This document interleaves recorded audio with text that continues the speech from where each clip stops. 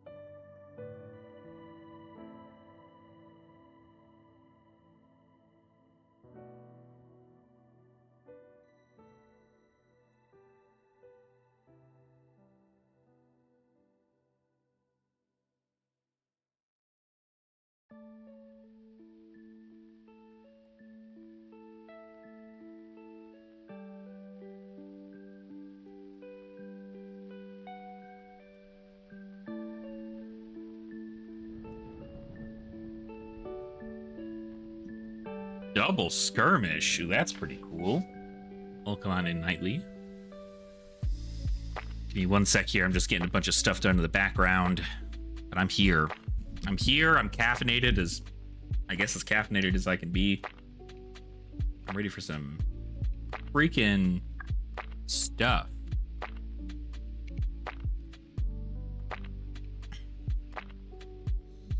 Here we go with bad news. It's not bad news. It's not bad news. There's no bad news.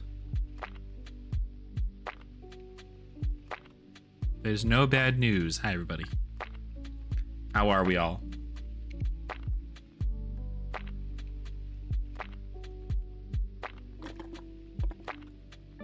No, really. I mean, genuinely. Not. The only bad news I could possibly even have about Silver Age at this moment is that I can't get many of my friends to enjoy the format. That's all that I'm sad about. That's it. Is anything ready before I go live? You're right. You're so right. I mean, it's all ready now. We're all here. I just needed to finish sending out the tweets and this is all the stuff, you know, everything there. I wish I could just like go live, press a button, and then have it post to all of my social media all at once. And I don't have to worry about going to separate sites with the same link and the same wording to do all that. And then I have to stream here. Theoretically, I'd like to stream here and also on Twitch at the same time. But if I do that, the chats are different. And I want y'all to all talk within the same chat. So, I don't know. I'm just crazy. Just losing my mind here. Cards banned again that was previously banned? You want the cards banned again that was previously banned? What are you talking about? You talking about Rosetta Thorn? Or not Thorn? Rosetta... No. Rootbound Carapace? What am I thinking? I was just like, I had a brain fart. But hi, everybody. Hi. Before we get into this, first and foremost, big thank you to everybody being here. Let me see if I got my... This one? Yeah, that's where you are. I don't know if that's the one I have. I think it's this one. Yeah, there I am. There we go. This is all I needed here. But welcome on in. I hope everybody's been having a fantastic time. It's Saturday. Everybody's getting a bunch of results from like nationals. It's pretty cool. Pretty cool stuff. Also, I should zoom in. I don't think y'all need to see this much of my room. Am I right?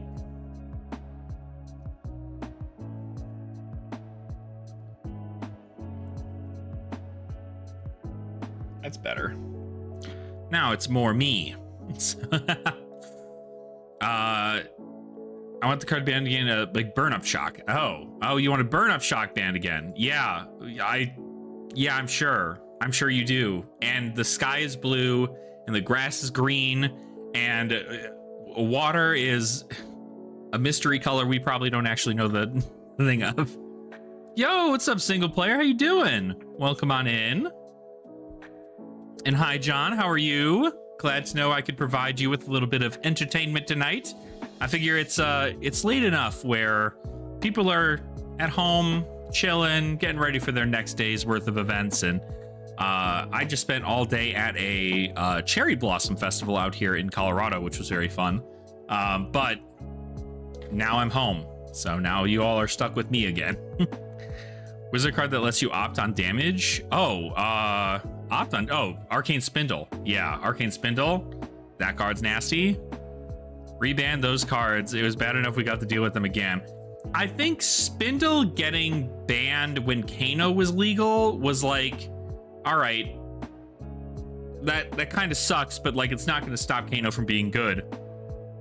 And then we got Blaze, who literally cares about opt counters, and now she just kind of like messes that up. So have you been to Garden of the Gods? I have not personally been. Well, no, I lie. I have been to Garden of the Gods. It's not often that we go down to the Springs area, the Colorado Springs area. But I went down there back when I first moved to Colorado.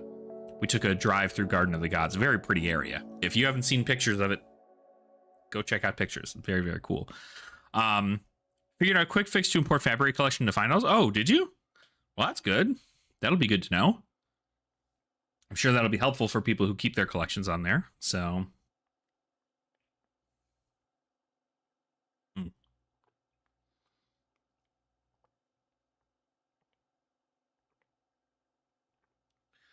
I got this smoothie. Smoothie so good. Okay, this is all done. But yeah, now Blaze is a problem. Like, Briar is crazy. Like, Lightning Press is still used in Acilio. And in Aurora. Both Auroras. It's just kind of interesting. It's an interesting kind of place to be when it comes to Fab, I guess, in general for this, because I really... Sorry, I have to change this song, I think.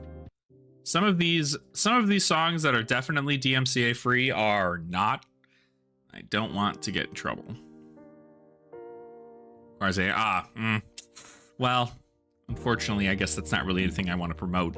I'd imagine it's just like scrub the data, upload it kind of deal. But plays Op 7 with Spindle. It sucks. Op 7 with Spindle, I kid you not, I've done some insane stuff with Blaze. Like, if you haven't seen the video, what do you call it? If you haven't seen the Sage Advice video that I dropped today, some of the turns I had were like disgusting amounts of arcane damage, and I feel like I did nothing for them. Like, some of the games where I had to like close it out were pretty close, but like, I won against some decks that like I probably shouldn't have. And that's just because my math was good. CSV words making combined like it took like 30 seconds. Okay. I mean, that's okay. I mean, utilizing AI for data compilation is not exactly going to ruin the world, I don't think. But oh my gosh, guys, I'm trying to figure out what the hell I'm going to play in PT Las Vegas. For not actually in the PT. For those of you who do not know, I'm going to be going to Las Vegas for the Pro Tour. So if any of you are coming into the US or have those days off to go to the Pro Tour, I'm going to be there. So I look forward to seeing some of you there if you do happen to be there. There you go, Steven. I'm happy to hear. We got to get some games in. I promise I'm not going to bring Decimator Great Axe Olympia this time if we jam some games. So I will bring something far more atrocious. I will bring a Cilio. What a deck that thing is. My gosh. Oh. Exactly, yeah. I'll bring Decimator Great Axe and you bring the love of your life. Who will easily proceed to destroy me. Because warriors don't have Arcane Barrier to save their lives. Although there's a lot of prevention effects now in warrior, yeah. I guess you just have to, like, you know, you have to have 2 toe the lines and a what do you call it? Take it on the chin.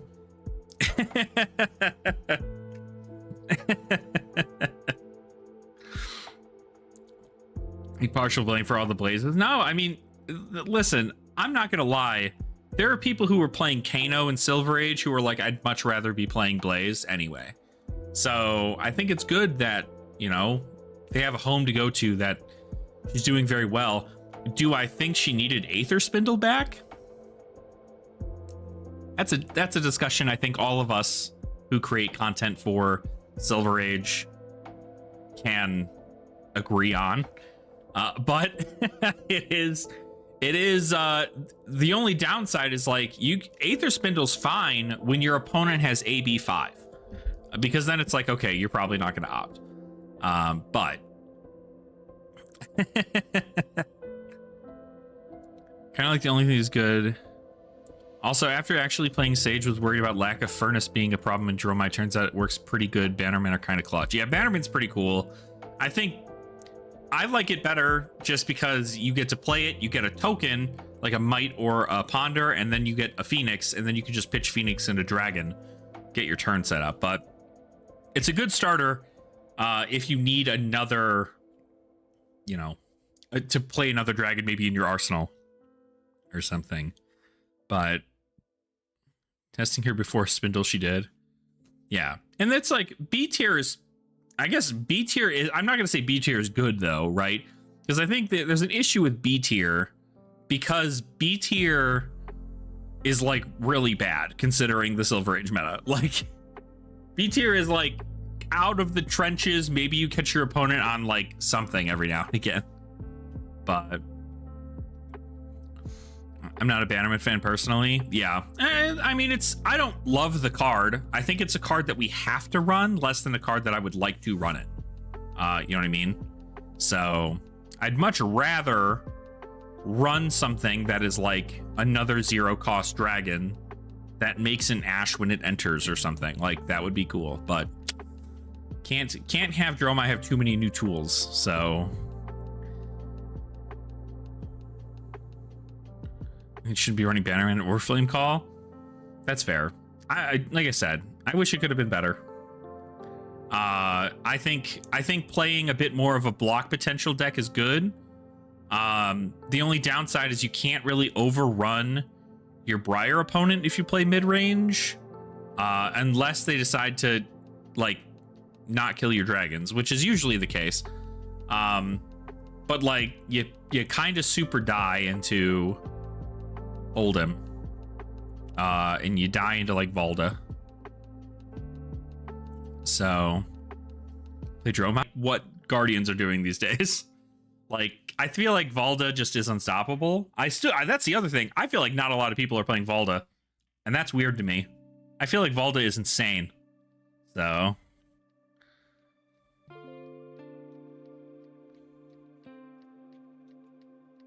like the lack of Valda in the meta is really weird.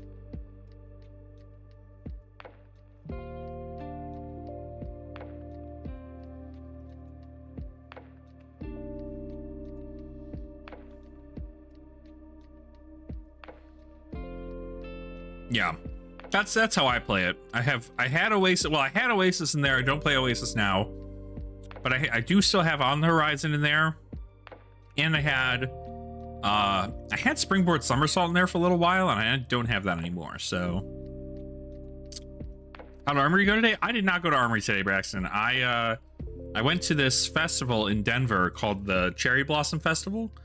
Didn't know it was anything that was happening today, but a buddy of mine was like, hey, you want to come out and see what this is all about. And I said, sure, why not? So I did that. It was pretty cool. Whoop.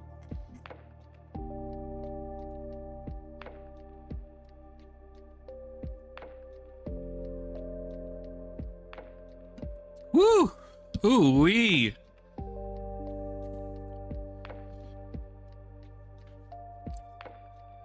Three Blake Draconic. Oh, yeah, I'm not playing Smoke Out either.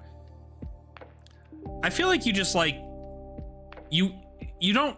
with that many D-reacts and, like, prevention effects, you don't exactly get to keep... Like, sure, you keep your life total high, but you don't often get to, like... start anything unless it's playing a zero-cost dragon. Which can be rough sometimes, I think, but...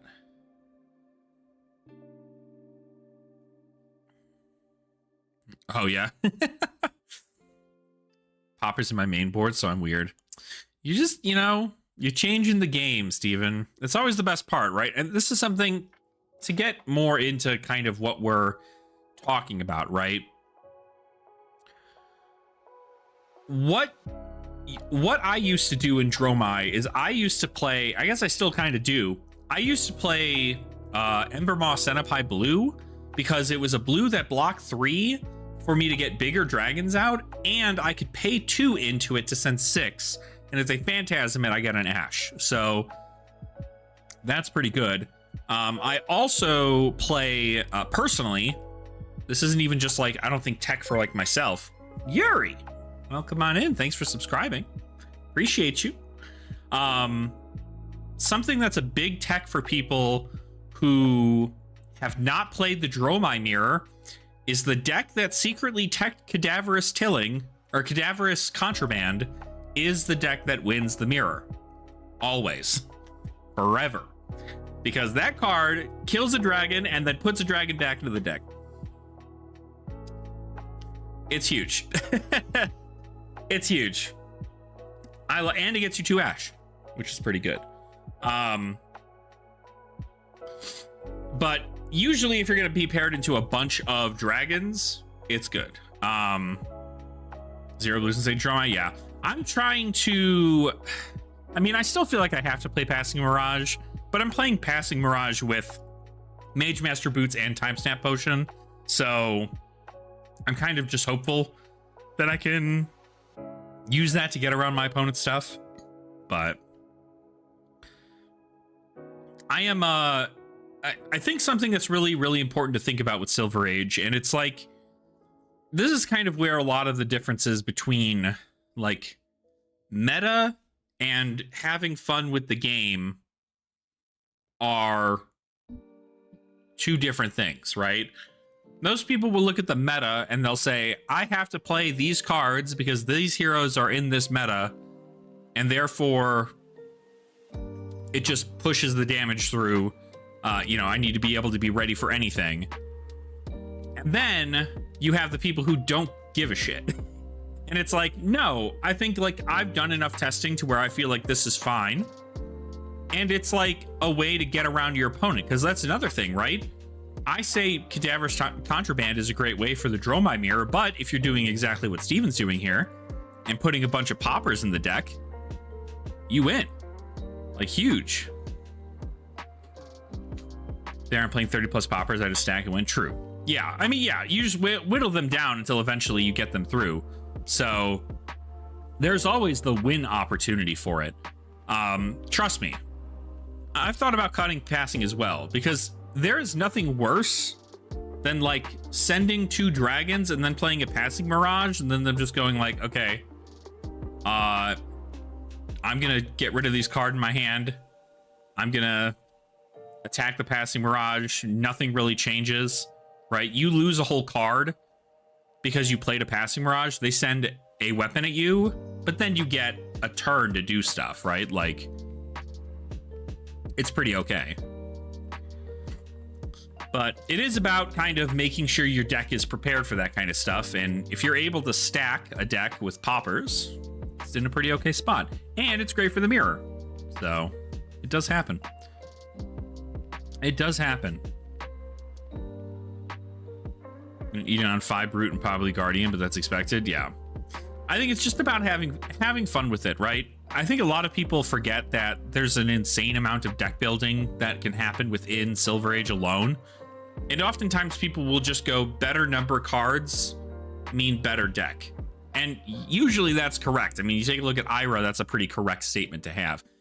But in this case, like, as long as you're running the dragons, and you can even run like the big dragons, like Vincerikai or Necria, and like have a bigger game of like, okay, if your turn is, you know, start your turn, make an Ash, and then, you know, play Vincerikai somehow, it's not terrible, you know? And like Sand Cover's a great card to keep anyway, so like that's already a reason to play Dromai anyway. What's up, Gustav? Do I think that Sage is as fun as CC is? I think that the term fun is relative. I don't think that I'm having fun in Classic Constructed, if that helps. And I think I'm having fun in Silver Age. So I guess theoretically my answer to that would be yes. I do think Sage is as fun, if not more fun, than CC. But I think I like both. CC, I'm just too out of touch with CC right now. I don't have. Listen, I make content on a format with 60 plus heroes in it. And I can't even possibly fathom to take a look at Classic Constructed again as much as I want to. I enjoy Classic Constructed, but I think it is very much so, you know, you have your meta, you get your triangle a lot easier, and that triangle whittles itself down until we eventually have Heroes LL. And then when they LL, we find out what the triangle is, and I hope the deck I already have built is part of that triangle.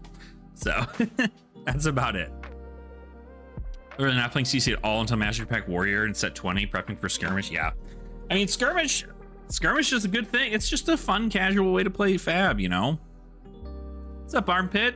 Yeah, a lot of people are in the Master Pack Warrior waiting room. I mean, it's just like, there's so much coming out. And like I genuinely don't think Warrior is going to be the same class totally after that set drops. Just from what I've seen. So at the moment, I don't think a triangle is a thing. I mean, yeah, probably not like right now. I'd imagine like, but a new set just dropped, right? Like we're still trying to find out what that triangle is. It seems like Acilio's pretty up there. We're seeing Syndra come back. Syndra and Phi, theoretically, in the same vein. And then you have heroes like Gravy Bones. Victor and Prism are going to leave very soon, if not this weekend. So, I don't know. Yeah, Cilio's awesome. But, you know, I do think a lot of the times when we see what a meta looks like, the meta is more so because the players are piloting them to these higher levels. So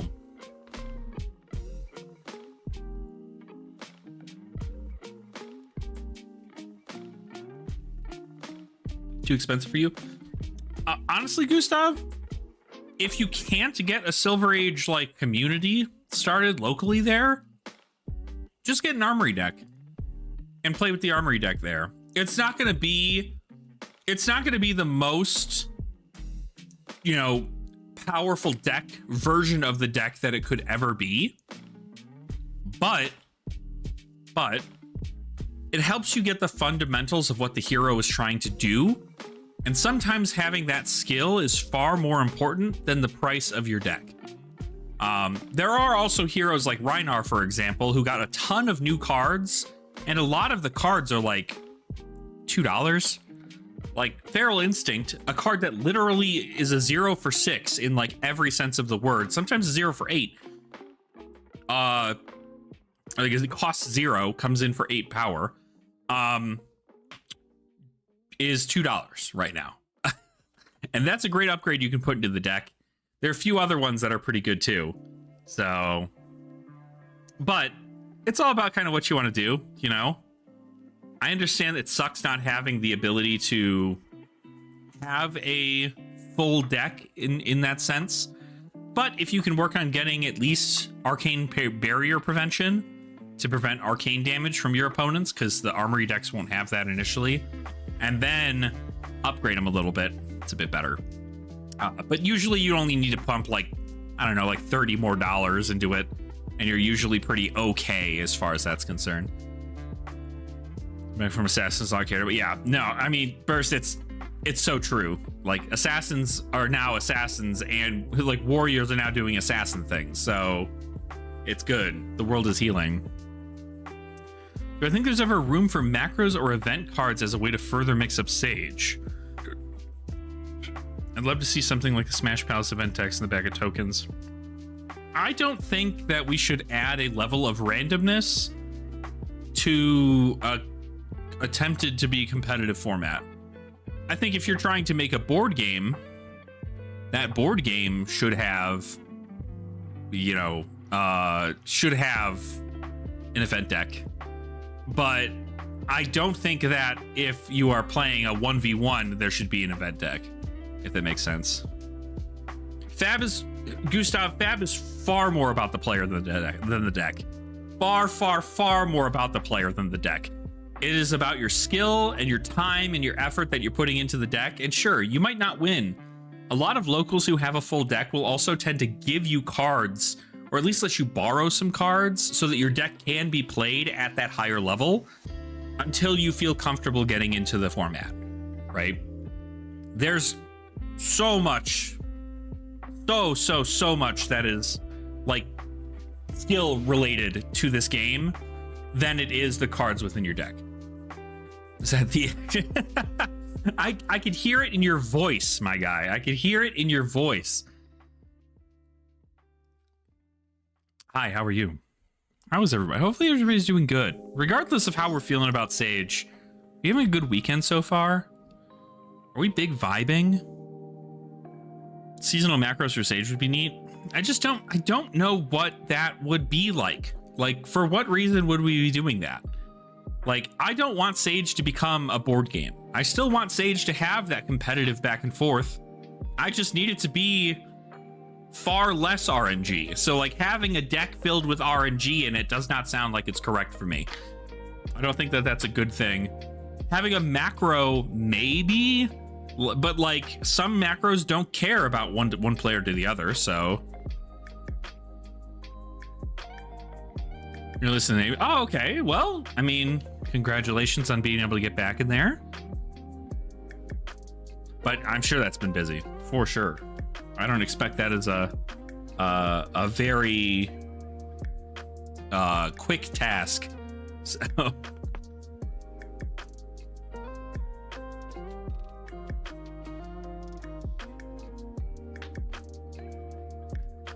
Oh, the shake is so good.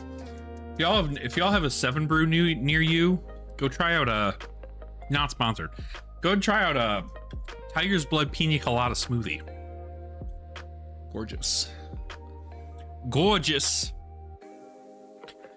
Yeah, I think it is just like Silver Age is in an okay spot right now.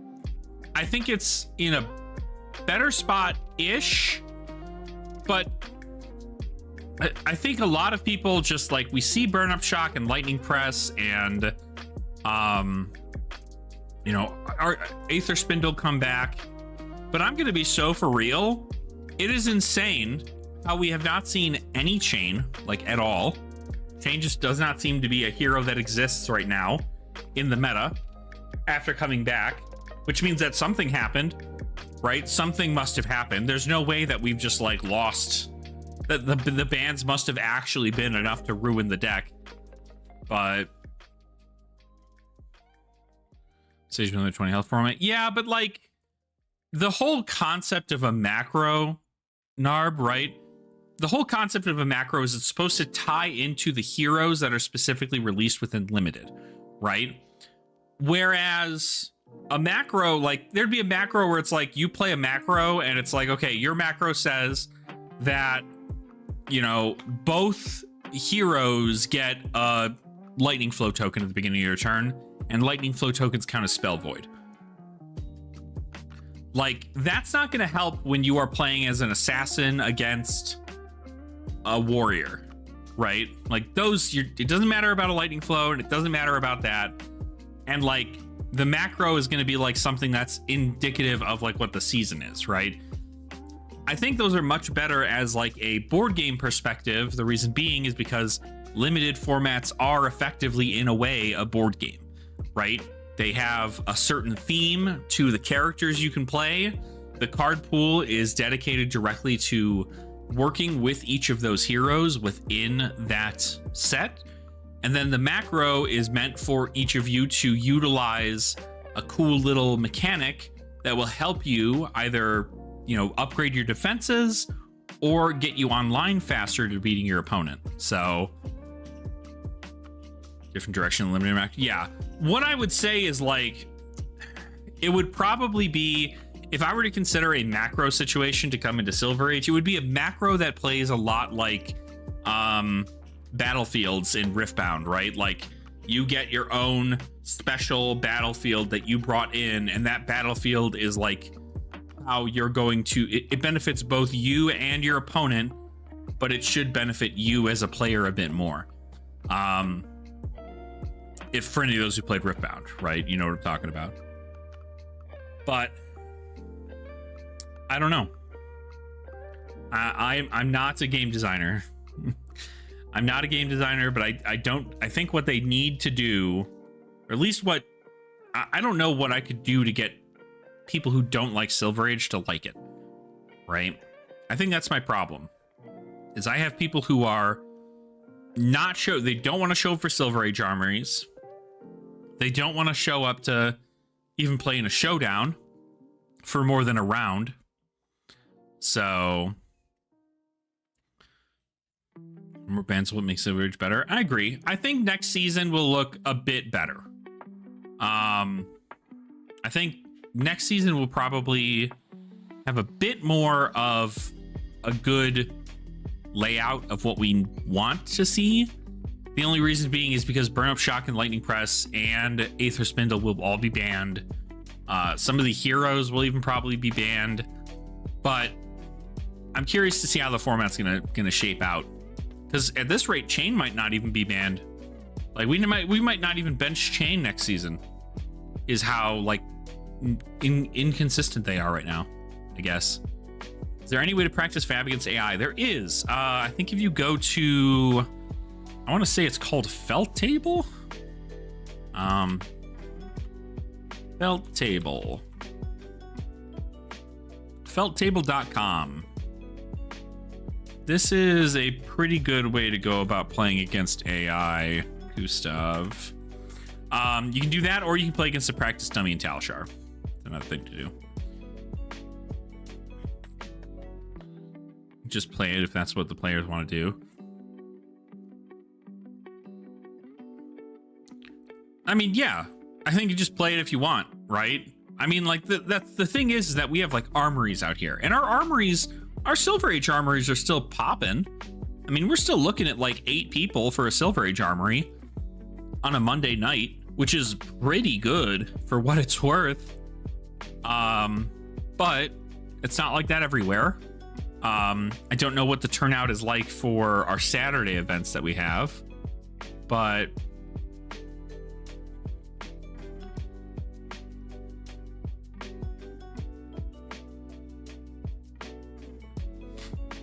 I don't know.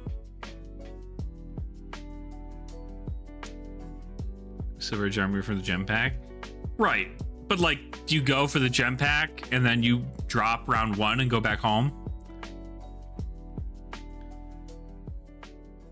The useless dash marble from the back and no one will buy it. I mean, what is it even going for right now?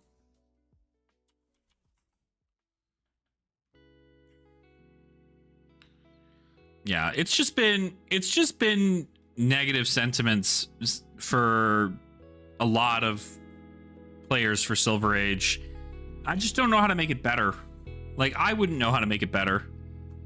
Oh, that's interesting. We get them round 1. But we know nobody's going to get them and then leave. So, let's see. Gem Pack 5. What is selling in Gem Pack 5 right now? Ooh, wee doggy. There's no way, right? I forgot these were in Gem Pack 5. Huh. I'm sitting here and I'm just like, well, wait a minute. What are we looking at? And I just like, oop. I forget these rune chants are in Gem Pack 5. That Carapace being $75 is pretty sick too.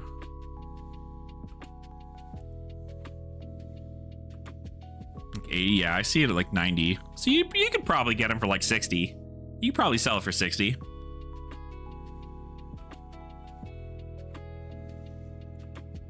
Make it better by rebanning the cards that were banned.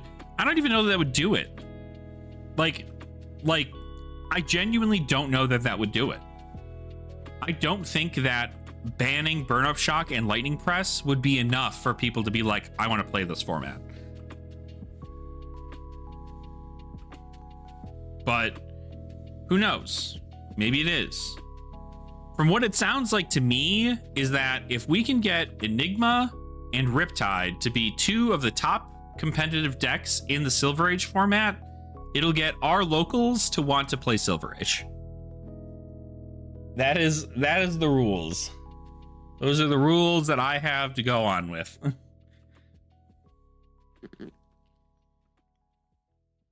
Good stage deck for beginners. What are you?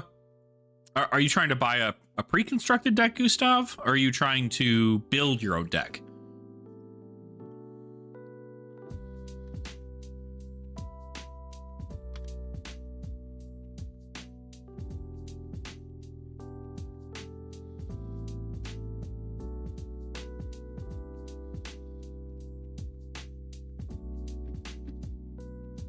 Yeah.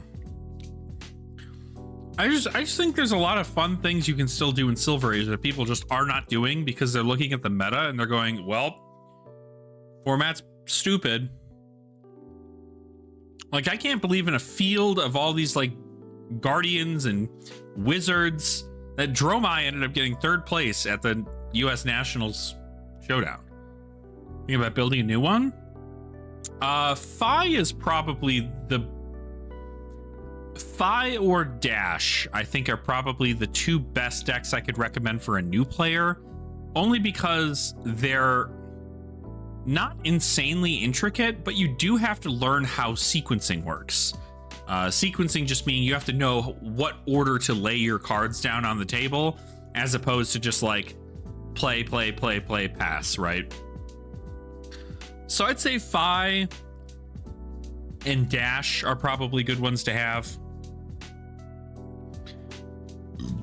Ooh, excuse me, but if you want, I have a whole bunch of stuff on the channel here.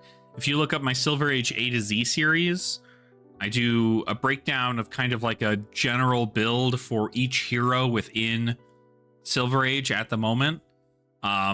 So might be something to check out if you're interested in some of the heroes. But Dash has a pre-con if you wanted to just buy a pre-constructed deck, and Fi has a pre-con if you just wanted to buy a pre-constructed deck. So both of those are easy to pick up if you wanted to do those instead.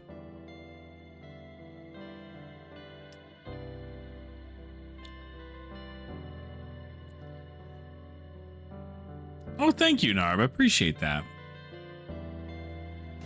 Appreciate that. Have you all been enjoying the Sage Advice series so far? I kid you not, ever since they decided that Silver Age, people started calling it Sage, I went, well, I gotta do this. And it took me this long for me to finally commit to the Silver Age, like, naming of Sage Advice. And I think I'm going to continue to do that until this format either dies or I do. Oh, well, thank you. Thank you, Arena. I appreciate that. Some people do just tune in for me yapping. I mean, I don't know what to tell you. I don't know what it is about my voice. People like it. Fun fact, did you also like this? Did you like this whole thing? It's probably not actually fixed here. Hold on. Nope, it's not. Hold on, maybe it is. It is not. Give me one sec. This. Okay. How about now? You guys can hear the voice changer, right?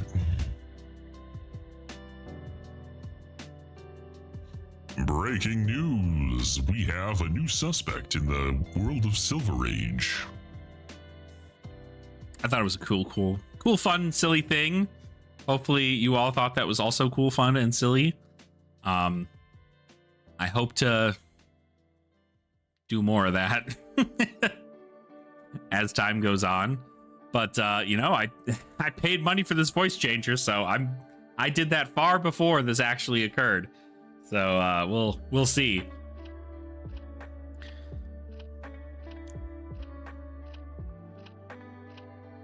Oh my gosh. Yep, just good old classic voice changer sounds.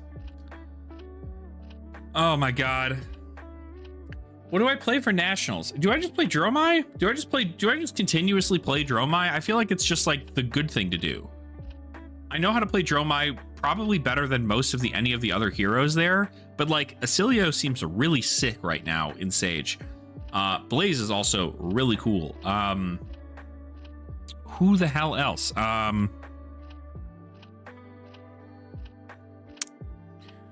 Who the hell else? I don't want to play Riptide again. Yes, play Dromai, sincerely a Terra player.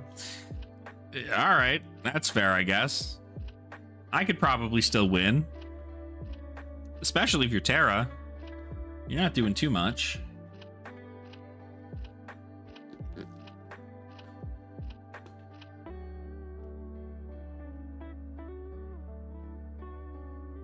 I do also like the crazy shit Vi can do. Is Verdance a thing in Sage? She's interesting. She doesn't play like she did in Classic Constructed, but it's kind of funny. The build I'm actually using in my Silver Age A to Z video is the same build that our local built. It's effectively just pummel Verdance with like big spells.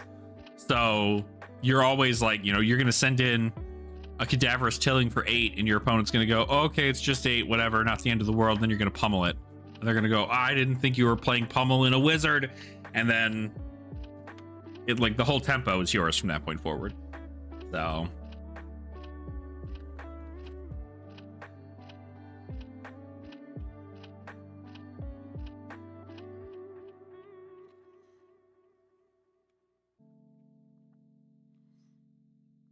gosh, it's crazy to think how much these prices are still the same.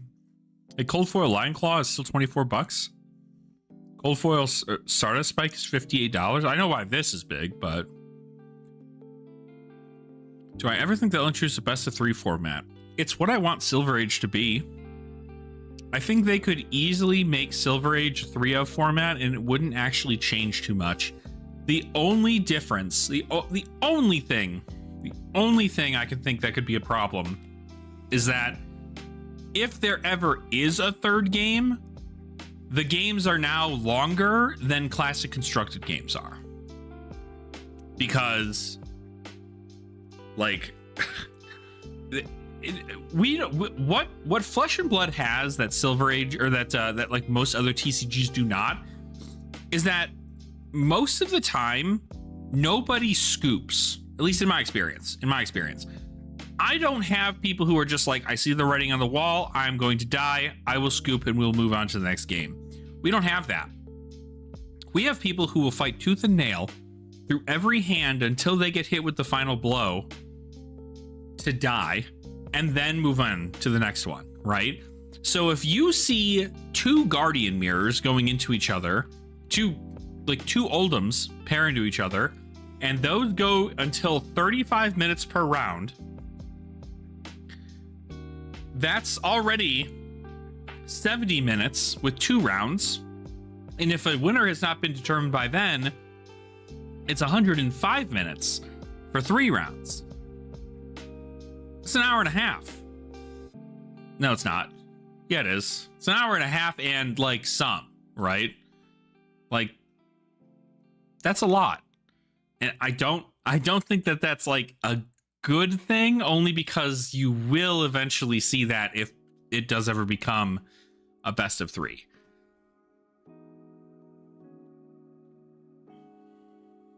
Yeah. Like, it feels good to play if you are playing against your opponent and both of you are skilled in the matchups and you're both playing quick enough to where you can get to the game and have it be over in 20 minutes, then that's fine. But it's not normally the case.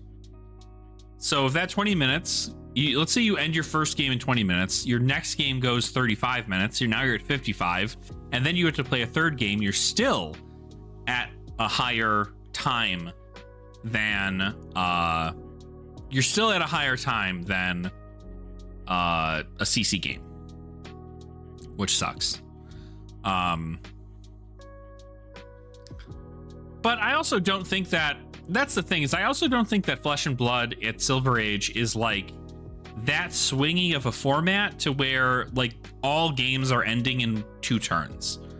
I think there are certainly enough things out there to where like you can survive a few turns. You might be on the back foot for longer than when you would be in like Classic Constructed, for example, because Classic Constructed you can just like eat 10 damage and go, all right, this is my crackback turn. But you can't exactly eat 10 damage in Silver Age and just be like, all right, time for me to force my opponent to block.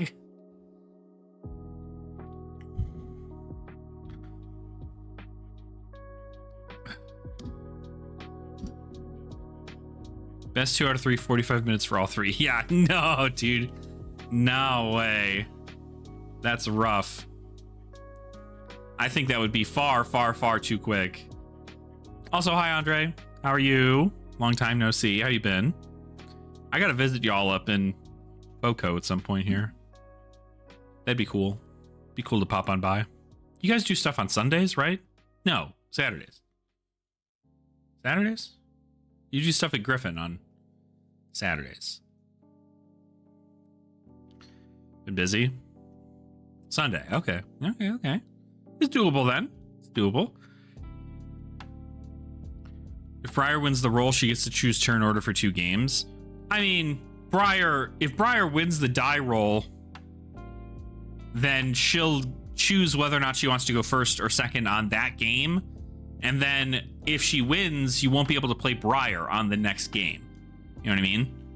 Like you won't get to you also won't get to go first or second. Like your opponent will then choose with their hero. So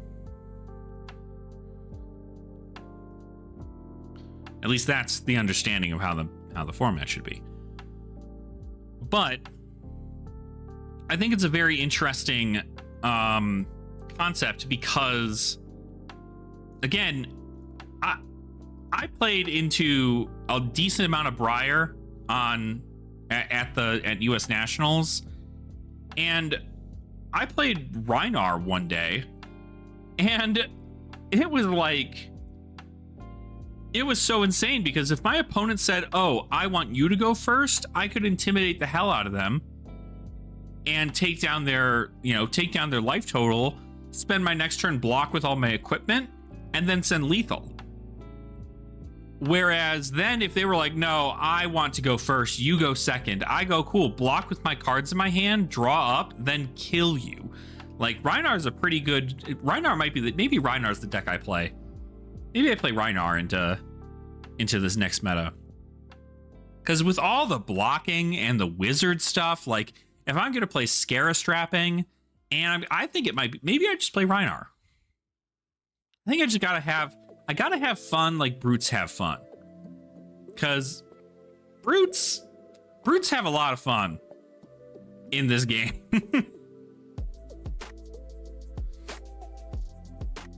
So I have Rocket Briar out until they trip up. Yeah.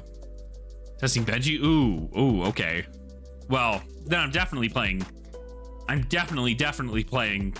Rhinar then, because then I have block. I don't know, what is that? Block like 8 on my armor. which I'm gonna need.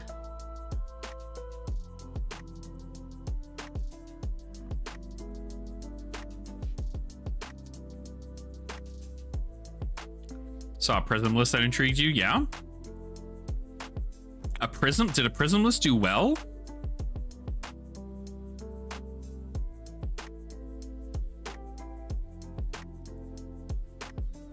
I don't even know if there's like tournament stuff up for Silver Age past the showdown that recently happened.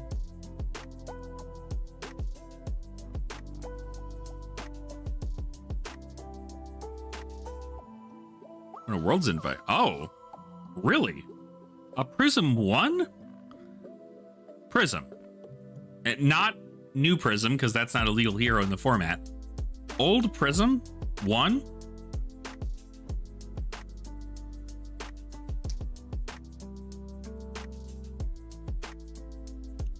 Thoughts on Chain if you haven't spoken about him yet? So I haven't played Chain since the bans, but the hero seems to be invisible. Either pro players have not taken the time to actually learn the hero in this new form of itself, or they've deemed it not worth their time because Briar just does it better. But it seems like the ban must have done something pretty rough.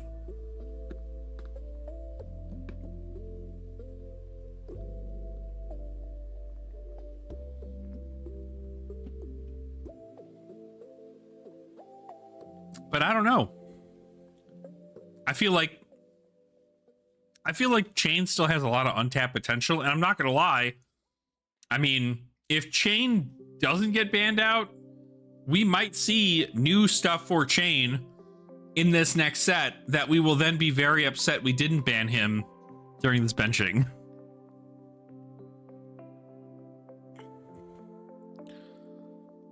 Requires too much work before showdowns to bring. I mean, I think they definitely, like, at the end of the day, listen, people will bring a Silver Age deck in most cases. If they're like, I'm going to scrub out of the Calling, and I'm going to scrub out of the large tier 4 event, and then maybe I'll play in the showdown.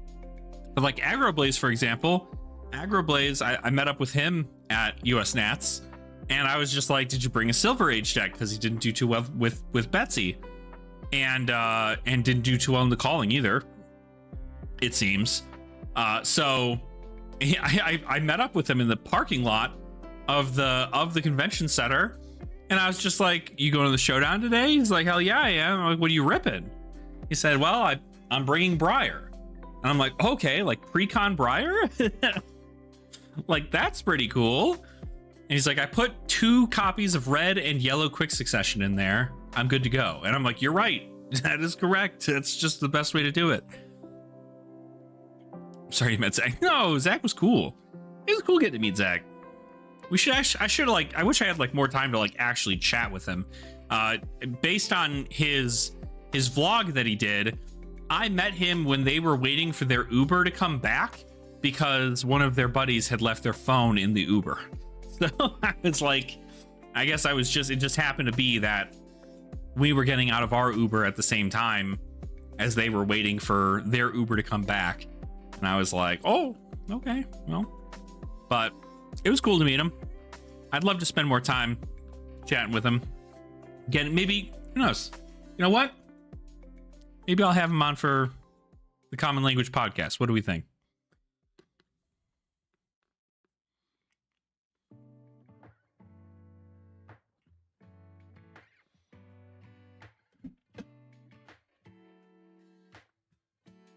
We'll see if he's willing to get up at 7 o'clock in the morning on a Thursday to do a podcast.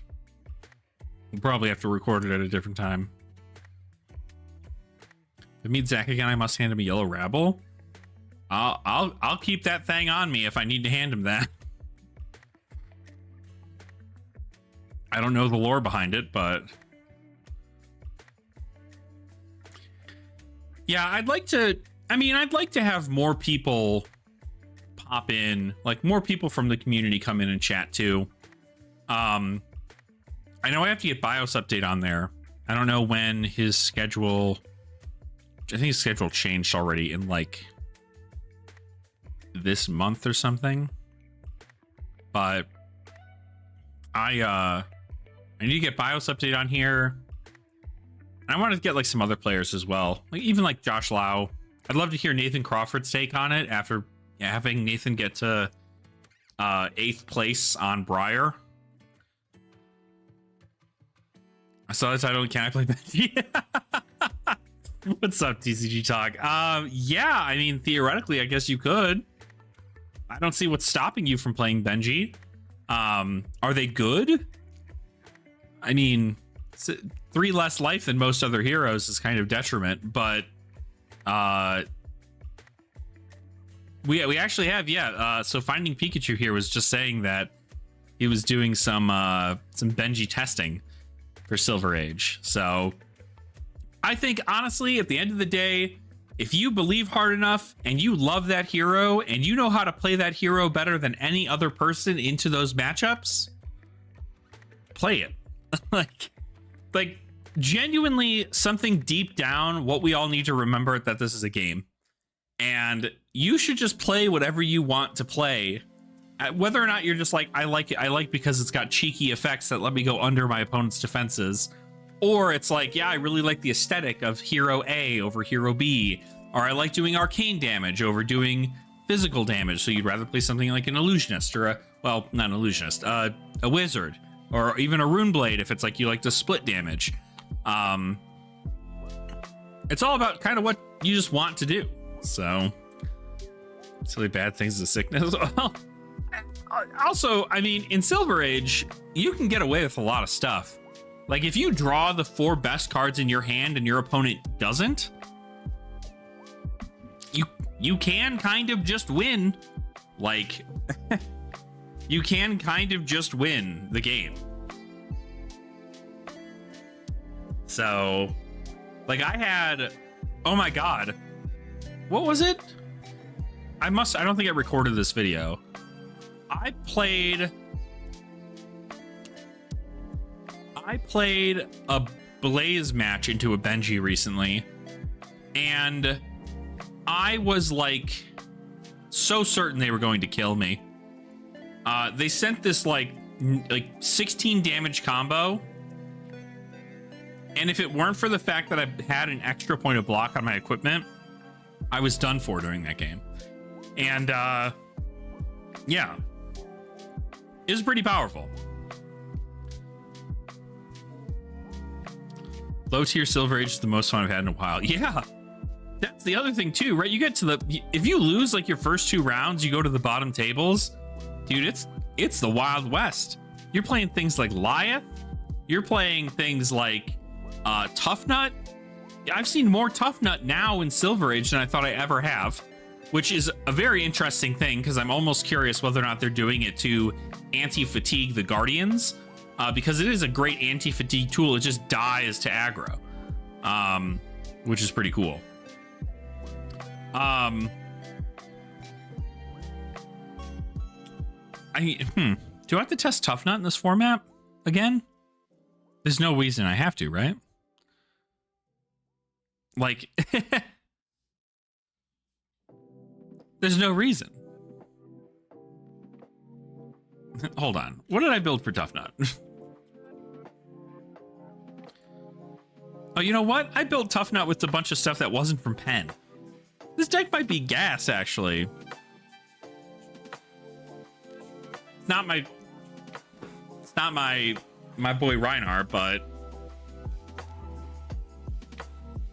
I think it's just because, like, if you're going to be playing into hyper fatigue or hyper aggro, you can just flip a 50-50, right? If you win, if you play into hyper fatigue, you win. If you play into hyper aggro, you lose. If you play into arcane, you probably lose, but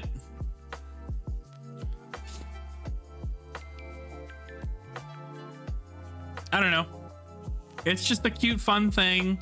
I don't think I'm actually going to do it. Don't worry about it. I don't think I'm going to do it. I'd much rather play Rhinar because Rhinar just says, fuck you for blocking, you idiot.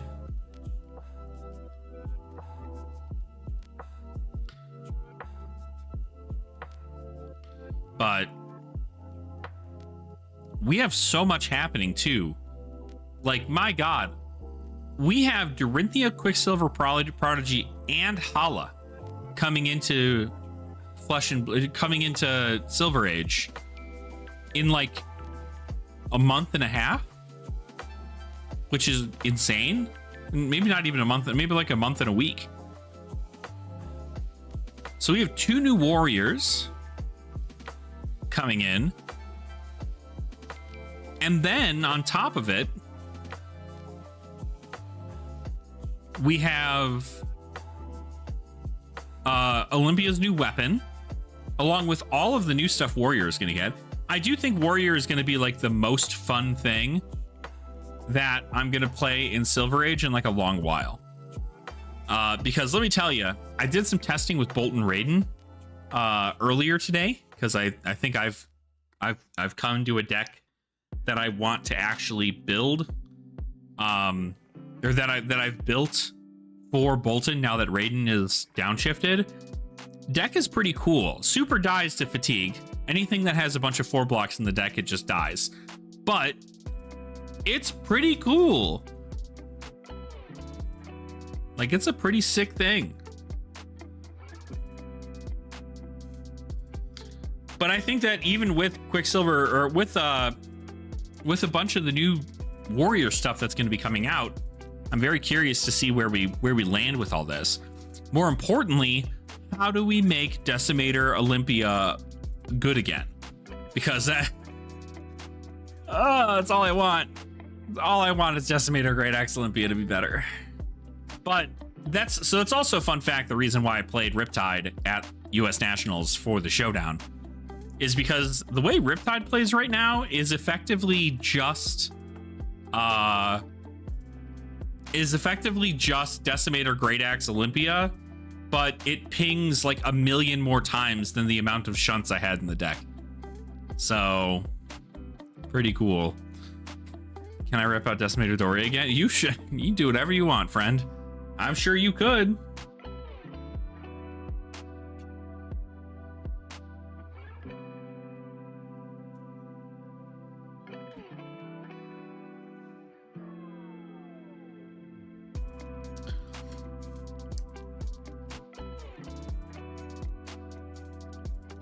I would play Halloween Quickie Pete is the same thing but better.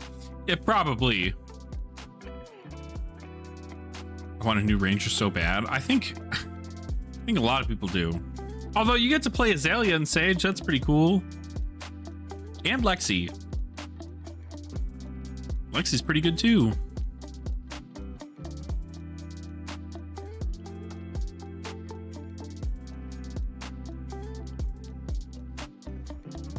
Hello, Damon.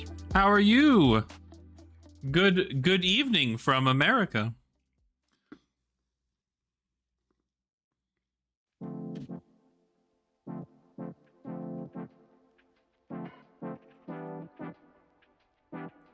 All right, what do you think we should do? Should rip some Talishar, maybe?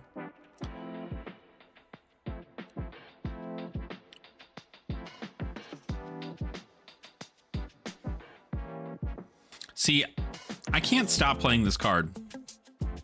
Y'all want to tell me why I can't stop playing this card? This is like enough for me to want to play more blues in the deck. Is because I want to play Red Hot. This card's just great. Why aren't Fives playing this card? Is my real question. Bruce! Welcome on in. Thanks for the subscription. You're wonderful. Well, no, we should play Rhinar. Where's my Rhinar deck?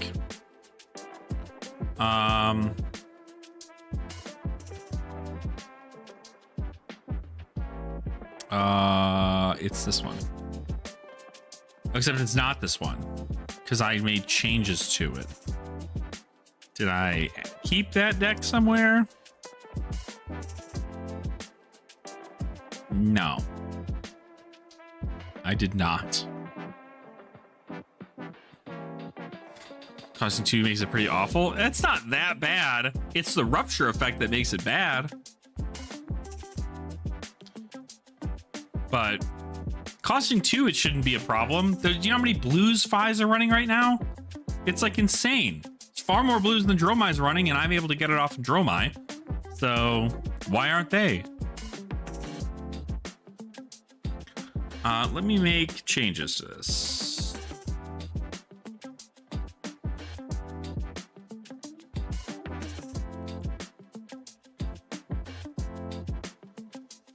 Update. Okay. I like everything about this here. I don't like Yellow Barrage and Beatdown. I'm so sorry, everybody. I just don't like it. Everything else is like kind of okay. I'd almost rather be playing. Yeah, no, I don't think so. Although we could make it a Dromai stream.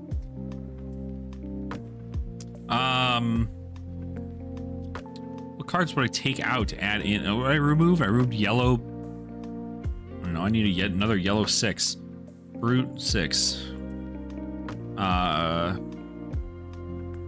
That's a 5.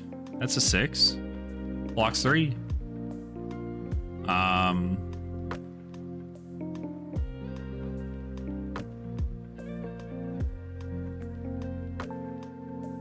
That blocks 2.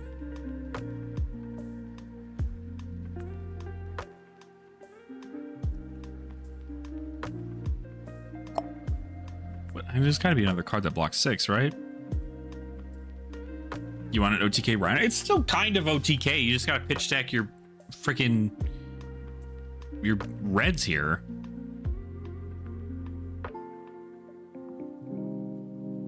Maybe Reincarnated isn't a terrible card to put in here.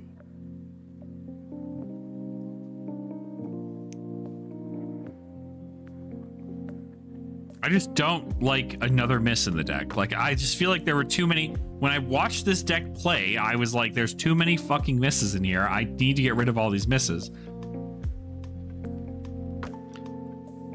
Inventory this. We can inventory this. Although that's a 6. I need to get rid of another miss. Can also get rid of the Clash of Agilities and the Clash of Mights. That's probably okay. This, and this. And this is a general loadout for a Sage Bolt deck. Should be hopefully coming to you on Monday. If I remember to record it tomorrow. Double. All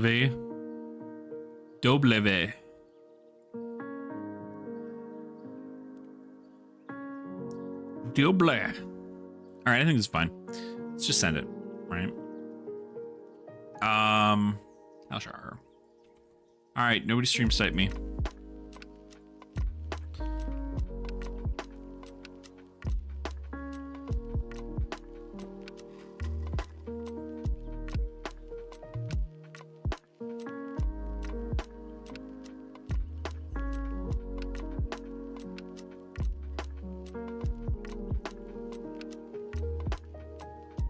All right, see you later, Andre. Good to see you, friend. I would stream snipe you, but I'd rather be dead than play Rhino. That's fair. That's fair. That's fair.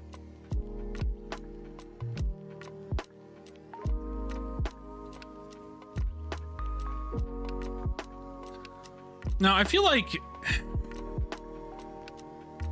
I don't know. It's like... The deck's just kind of okay. And I think the more you, like, if you're going to play into Wizard and you're going to play into Fatigue, now you have beaten 2 out of the 3, and maybe you beat, like, I've beaten Briars on this. I've almost beaten Phis on this if I win the die roll.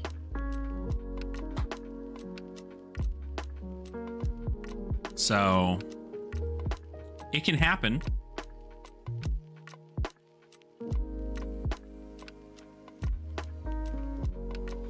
It can happen.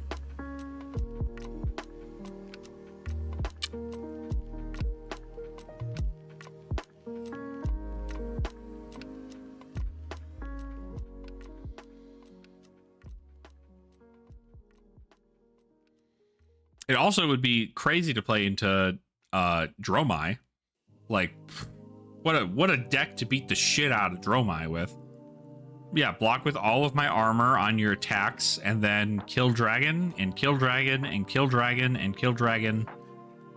Pop your dragon, kill dragon. Pop your dragon, kill dragon. Do that for the rest of the game until you have no more dragons left and I win. I don't have to draw discard if I play fucking the other one. Florian. I think I go first on this one. I think this is a fucking W, right? We're not gonna clash because we're not gonna prevent any damage. We might play these and remove these. Just remove all clashes from the deck.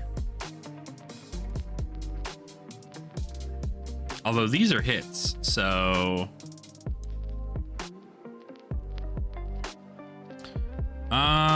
we don't want to add misses. I mean, let's just add these. Why not? It's just another 6. Sure. You're right. You always want to go first? Not always. I'm fine going second sometimes too. We are going to Agile Windup. Ability.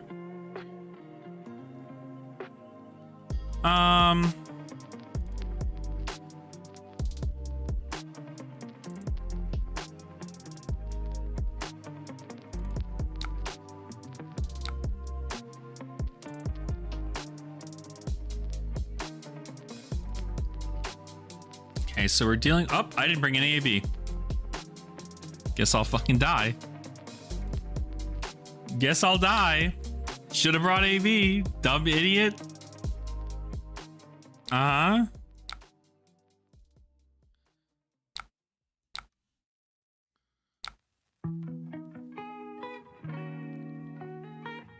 Something on the Enigma list from Minneapolis Sunday Showdown. I want to build a for a world squad. Sure.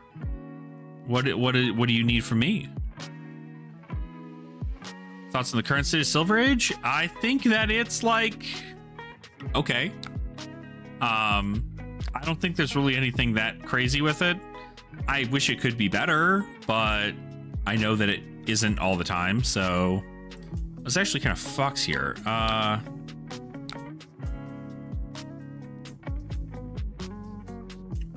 can't believe I forgot AB. I was just like, surely I'm going to be paired into this and it's not going to be a problem. It's going to be a problem. Yeah, now that I don't have Arcane Barrier, not quite helpful. Although, I can maybe get there. Bad matchups, and how is it into Blaze and Briar? It's really good into Blaze. It's fairly okay into Briar if they can't pitch stack you, which is like most people. It dies to Dromai immediately. So if you have Dromai that you're planning on pairing into, it's going to be pretty bad.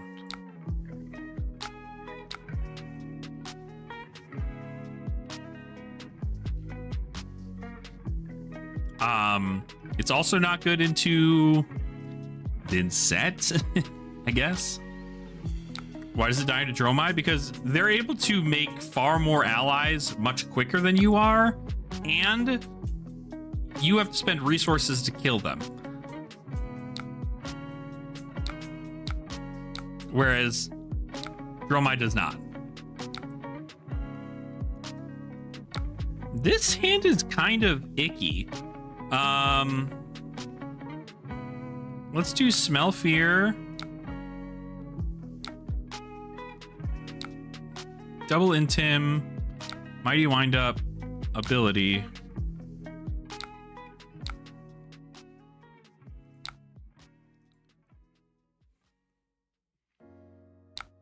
That's what we're fucking talking about right there, baby.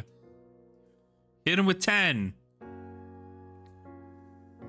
Yeah, they just overwhelm you. It's just kind of hard to get back from that, to be honest. This hand's kind of fucking rips, right? I guess it depends on what I draw. Sure.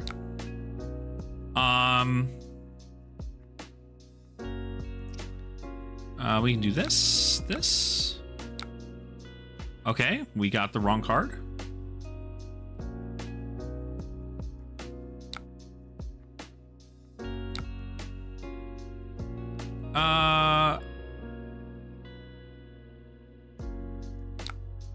I will distribute trackers. I shouldn't here, but okay, you're healing. You're intimidating. I mean, I think we just hella beat their shit in here, right? They're not online. They can't use their equipment. They can use their shield. Sure.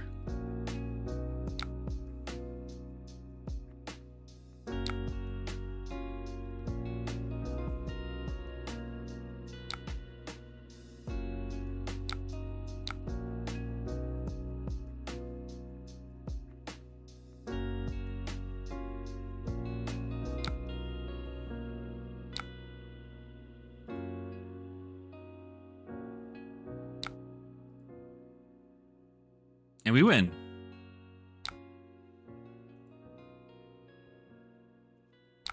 Easy game. See, you don't need AB into this matchup. What do we need it for? We just fucking kill them. We just kill them. Wow. Wow. God damn. I feel like if we went second, we could have used AB. Damn. 18, 12? Don't, no block. It blocked it all, dealt 3. 7, dealt all 7. 18, dealt 15. It's crazy. What the shit was that? Okay, I feel good. Feel good about that. Anyway. But yeah, Yama, I would say it's... So I played a couple rounds of the Enigma game. I'm actually going to be using roughly that same list for the Sage Advice video I'm going to do on Enigma. I think the deck is fine. You die to anything that can do unpreventable or just burst you down to no end. Like, for example, I don't entirely know how the deck loses or wins into Dash. For example, I feel like Dash just kind of beats your shit in. Briar's a little bit easier because Briar, in theory, is really only sending like 3 attacks. One of them coming in for like 10 plus damage, or it's like 7 damage into 2 from Starfall into 4, and that's a lot easier to block out. But also hyper fatigue. I mean, like, I guess what are you playing that would be more than hyper fatigue? Because that's my understanding of what Enigma is. Except this Enigma is playing Clear Conscience, which is just such a sick card. I just send it to tournaments. Yeah. I mean, it's a fun deck. But I feel like it does pretty well. I don't entirely know. Like, what did I do for this? Enigma. So, like, this is the list. Like, this, I did not change anything from this list. This card I don't like, really. The blue is, like, fine. But the red is probably more preferable because then I can, you know, pitch into it for a thing. Because this is just a 4-block, right? This is a 4-block. This I don't know. I've never been able to get this to prevent 5 ever in my life. So having the red here just feels like a lot.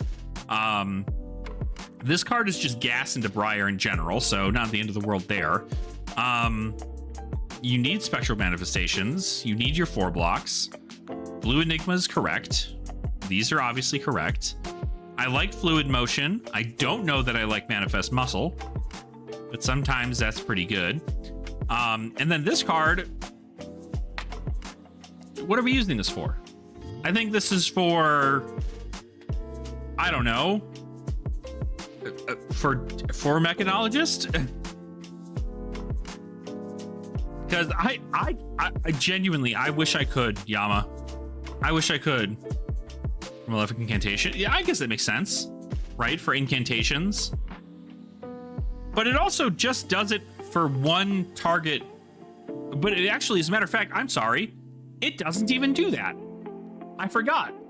This says target aura token or target item token.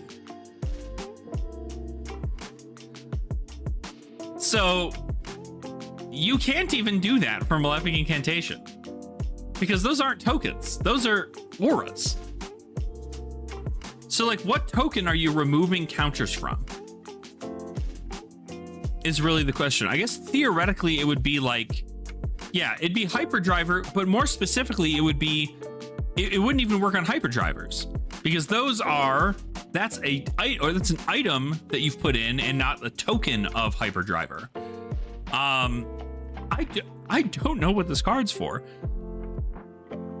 What is an aura that is made that gets tokens like this?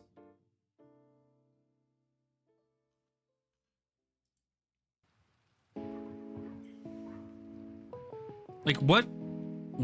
I don't know what the reasoning for this is. It's not for drivers though. It's not for drivers. Let me do a little educating for you here. So Hyperdriver that you play in Dash, for example. Hyperdriver, not this one, but instead, I guess, well, technically this one. This is a token item, yes. But, oh yeah, only Max's drivers. This is not a token, and so therefore will not be affected by it.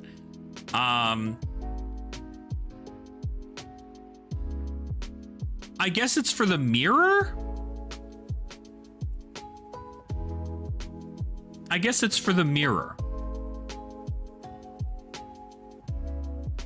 Because you can remove your opponent's +1 tokens from their spectral shields, right?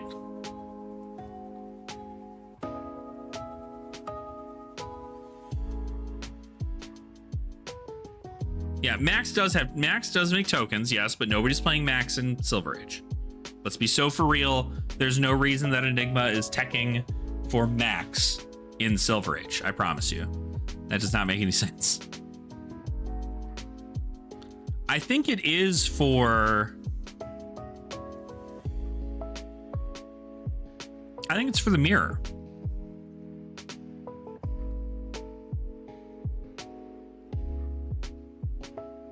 Because if somebody like double astral etchings a spectral shield, you can play it to remove all the tokens. It also, fun fact, if you remove the +1 counter from the aura that's attacking, it'll lose its go again.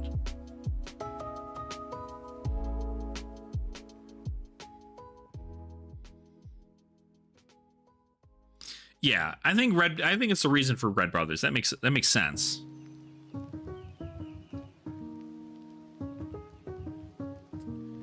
But like, I don't know that like Blue Ancestry of Mind or like Essence of Ancestry of Mind is really great. Again, it's probably another mirror thing. A card that I really enjoyed in this deck that I don't see a lot of people playing anymore, oddly enough, is Zealous Belting. This card is pretty freaking cool because you can pitch Enigma Chimera, you can pitch Phantasmal Haze, you can pitch Clear Conscience, you can pitch I think that's it actually, and this is then a 5 go again into something else, which is like pretty good if you're playing into the mirror, and it's great into Guardian too.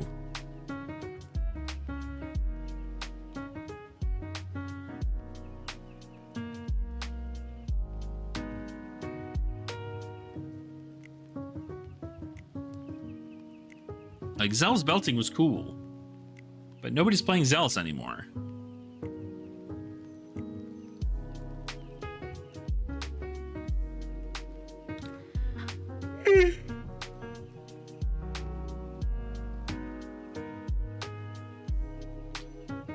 The one of Prowler is interesting.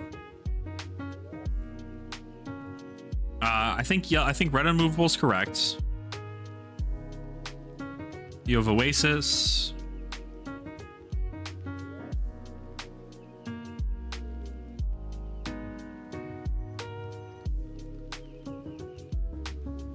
Yeah, I think really a lot of this deck came through with this card.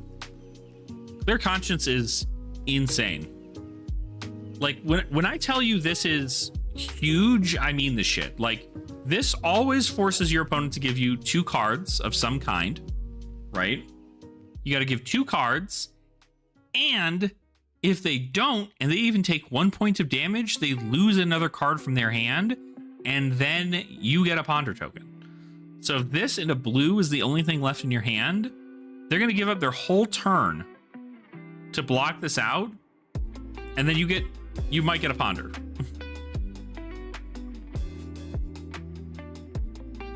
Like, the card is sick.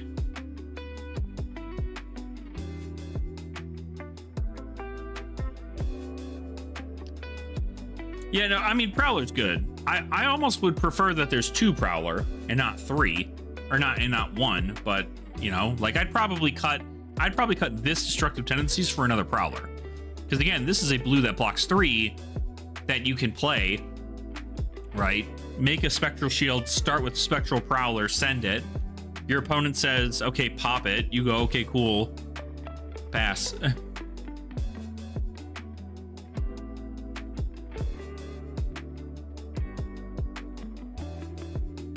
But I think there are ways to make this deck even more, like, terrifying, right? You could play, instead of playing, like, Fluid Motion, for example, you could play Lay Low. Instead of playing Manifest Muscle and Destructive Tendencies, you can play Springboard Tidings. You could play blue unmovable for all we fucking know. Like, the deck can do some things, but it's really just all about keeping that aura alive. Which I'm not gonna lie, if Enigma actually does become like kind of a pain in the ass, I do foresee this card becoming more of a problem. Because if you can just remove all the counters from the attacking Spectral Shield, you just go, okay, cool. Reactions, remove its counters.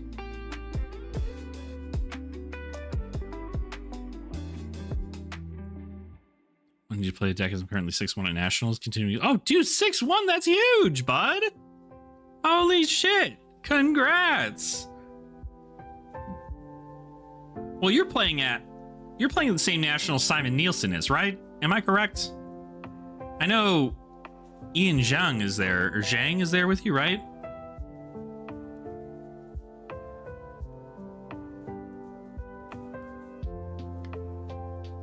Touchdown Daniel. Okay, yeah, you're right. Sorry, that's probably like an awful thing. I could never remember. I don't remember where anybody is over the pond.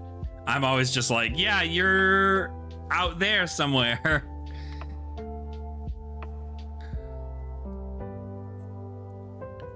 Paul Van Heysel. Okay.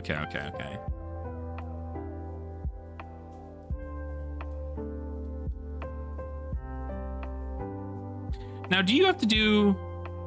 You have to do draft, right? You beat Paul in draft. Yo, let's go, Yama. Woo! Big hype.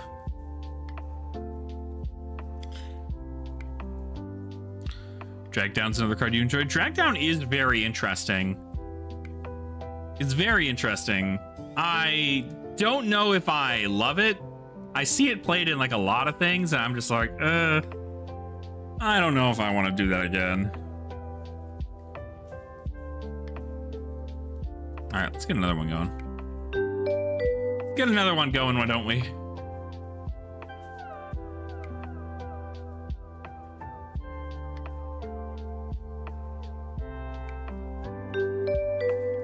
Chain. Well, this is a go first if I've ever heard one, so good luck, have fun. We will not fuck up. We will get these hands.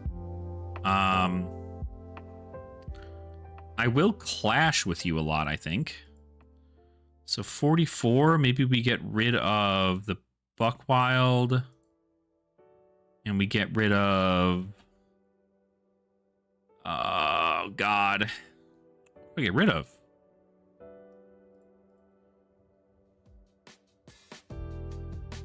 No. The Pulpings. Yeah, sure. All right. Well, this is a hand of all time, I guess. I will...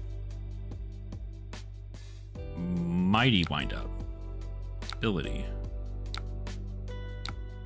I will play Bare Fangs. Pitch.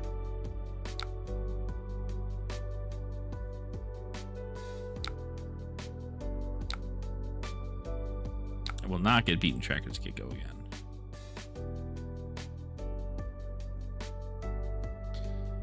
All right, we're leaking damage here.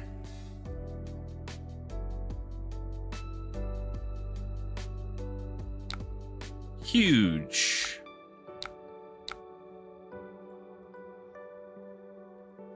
Okay. This hand is kind of weird. I could Smell Fear the Pounce. That's actually probably what I'm going to do here. Probably just going to say nothing to this.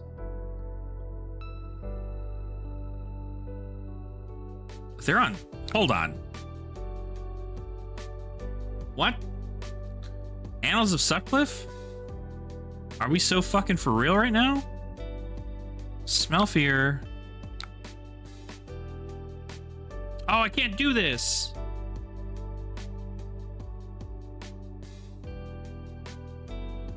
I should have pounced. I'm gonna ask if it undo. Like, wait a minute. I'm so sorry. Smell Fear. This. So then I'm gonna do this.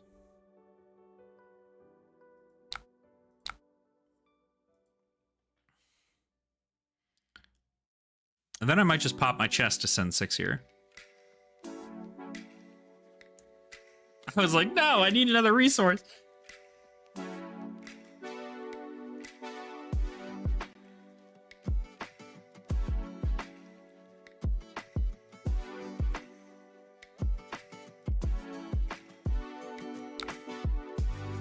Oh, huge.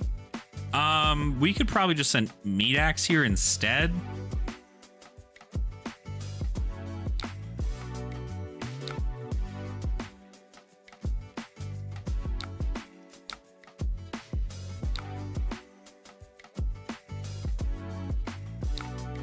Sure. I think we can win this game. Well, I don't have anything to draw discard with, unfortunately. Oh, never mind. Headpiece. Talked about. I can play headpiece, draw discard. Because like everything in here is a hit. So unless I hit a miss. Although Mauvern Skies kind of sucks. Zero.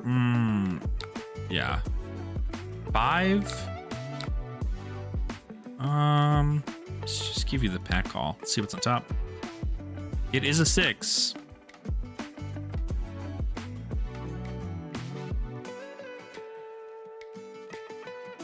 I think we can win here. We'll draw. I discarded the Bear Hug. That kind of sucks, actually. Because now I have to pay... Oh, I can pay 2 and a 2. I do want to destroy Beaten Trackers.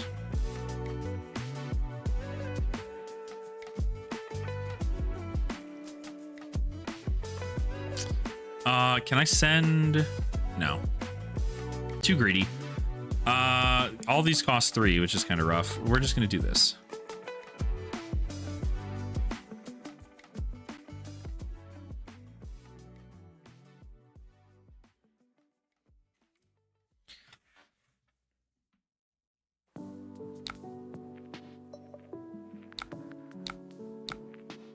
Nice. Ooh, and we get the Bear Fangs in Arsenal too. Hello?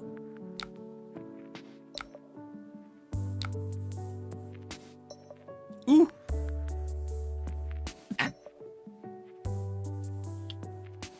This hand rips.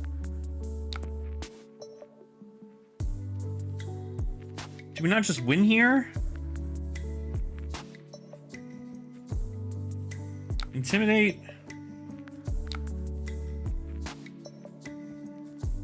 Lock with 2 cards, sure.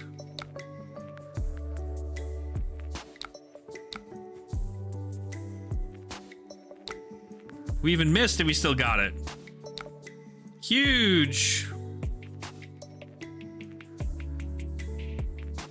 07's in chat. Good game. Wow. What the fuck are we doing here? 8, 14, 11, 12? I don't know that Annals of Sutcliffe was the good choice here. I don't know what they're trying to play at. Their play must have been just like set up the board with a bunch of rune chants and then just shit out rune chants. Just have like one big OTK turn, but we were better.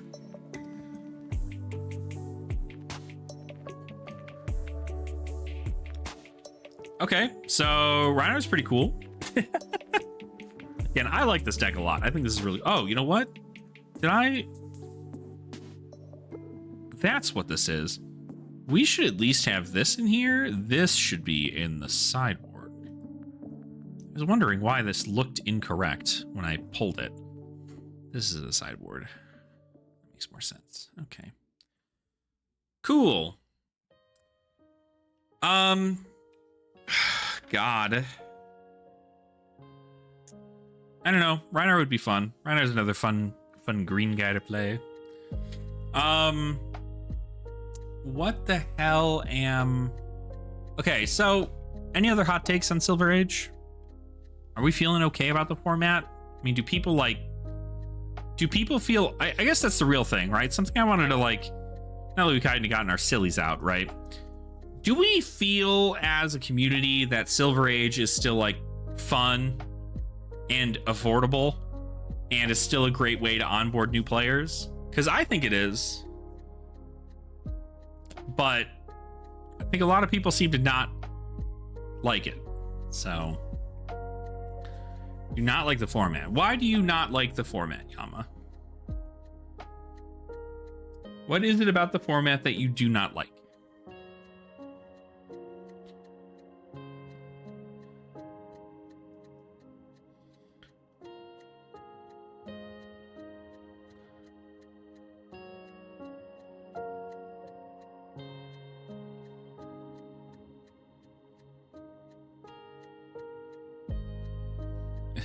Fun and affordable, but Briar can die in a fire.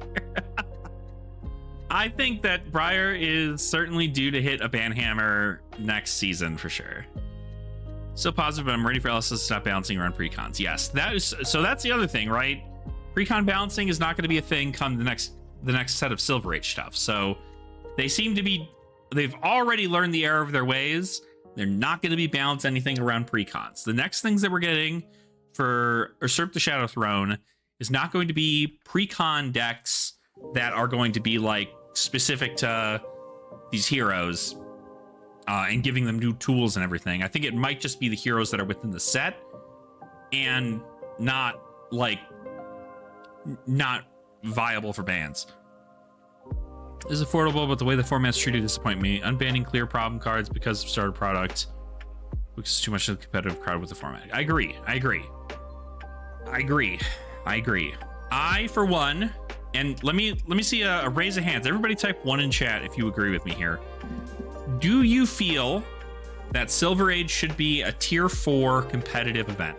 Like, I'm talking played as the secondary event at Worlds or a Pro Tour or US Nationals. If you think that they should be, put in 1 in chat. Put 2 in chat if you think that they do not and they should not be a part of that.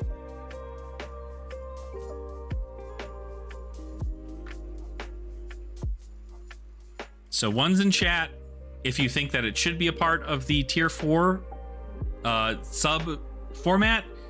Type 2 in chat if you think it should not be part of the tier 2 competitive format.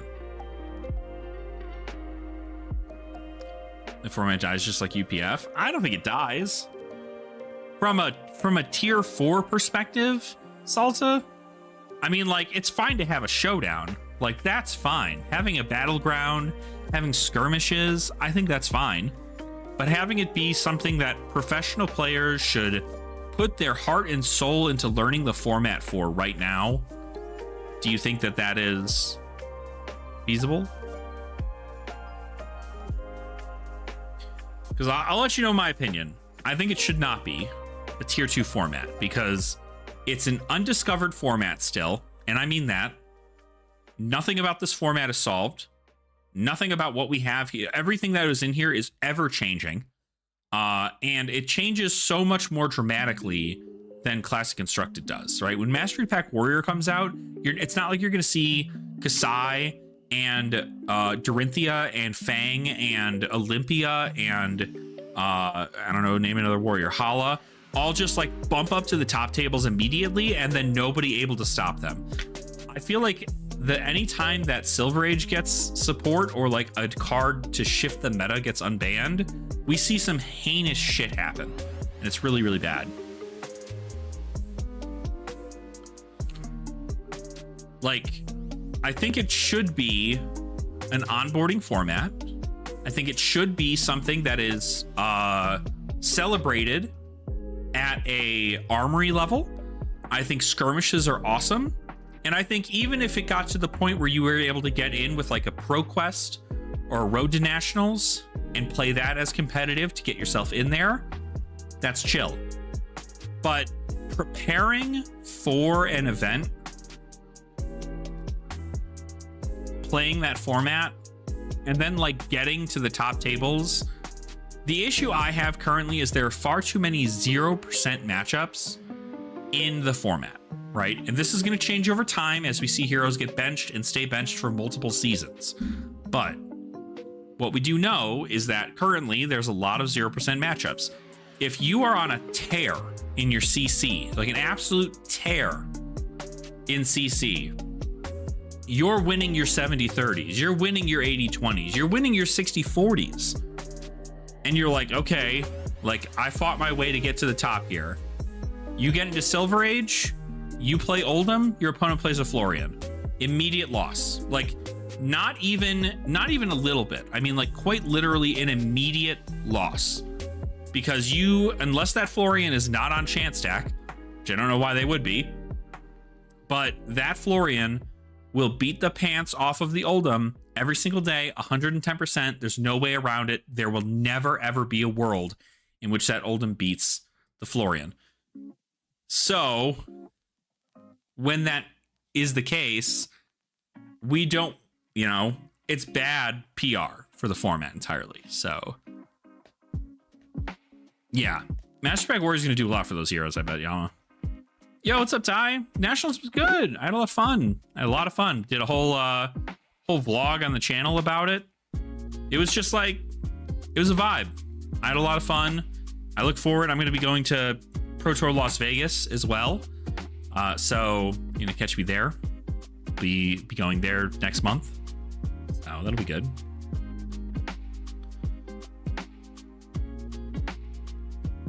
So the band starts exactly. Currently at this moment, it is in development, right?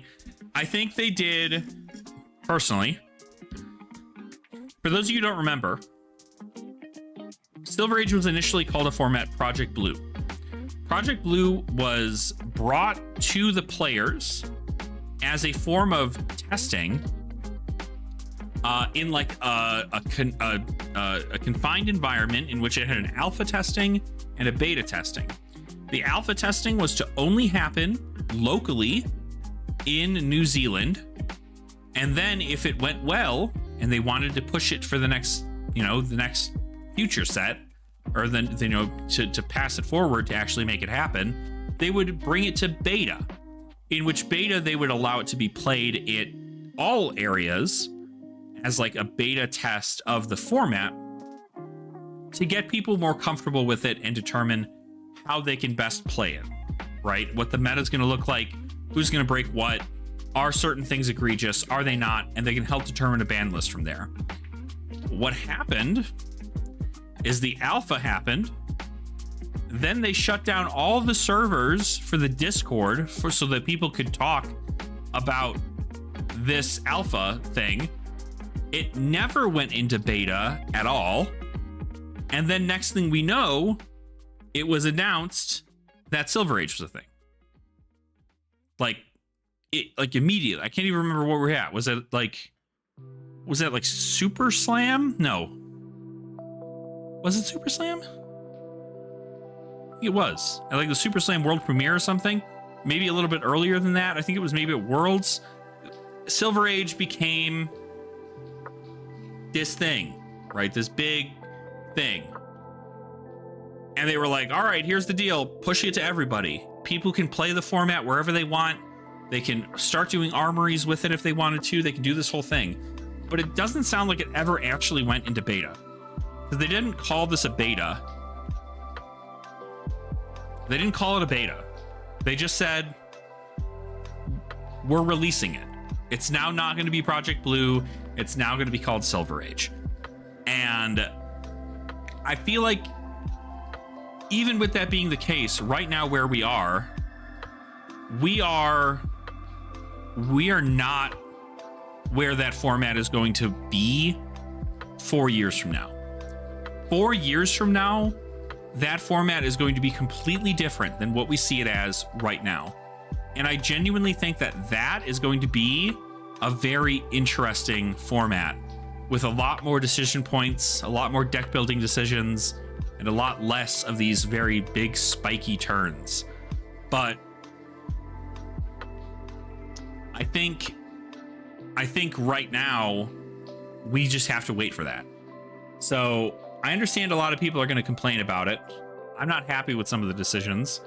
I think there are a few things, and LSS, if you're watching this, we just need to know, and you're probably not watching. LSS is probably not watching this, if I'm going to be so for real. The deal is that the reason I and many of the players enjoy LSS and the way that they do business is that they are very transparent about the things that they are doing in the background to help better their players' experience overall.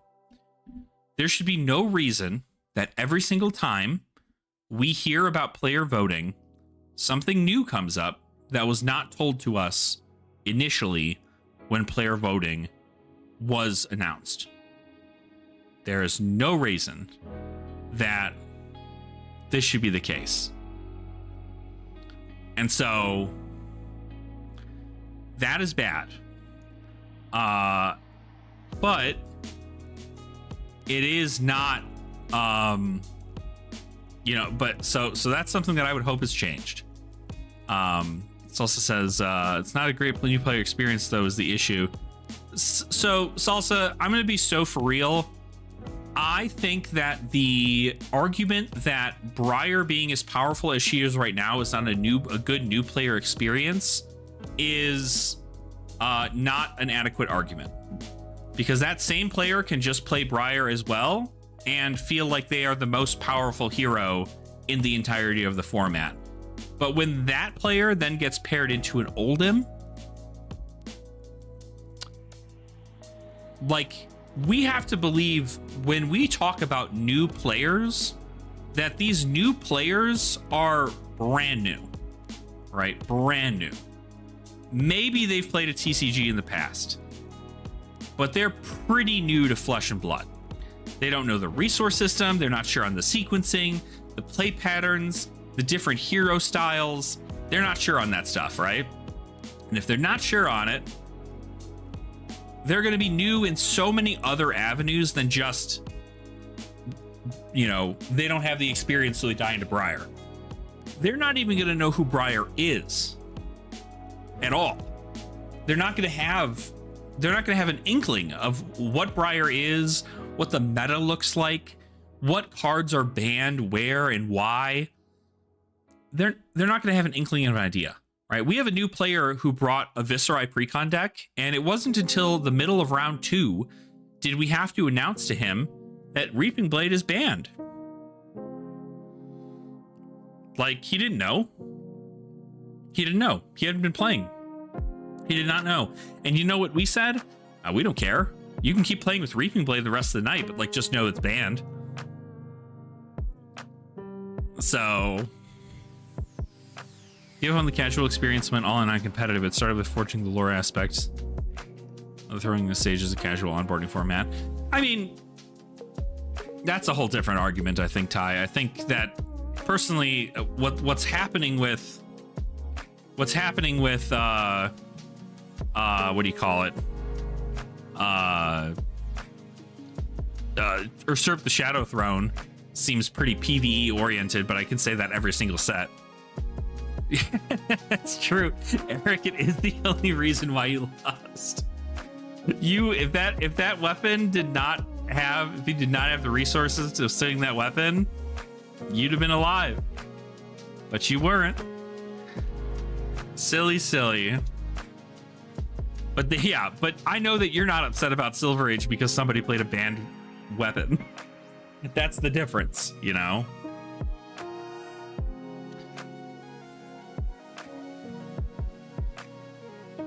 But that's my whole thing, is like, and maybe this is me giving new players a bit more credit than what it's worth, right?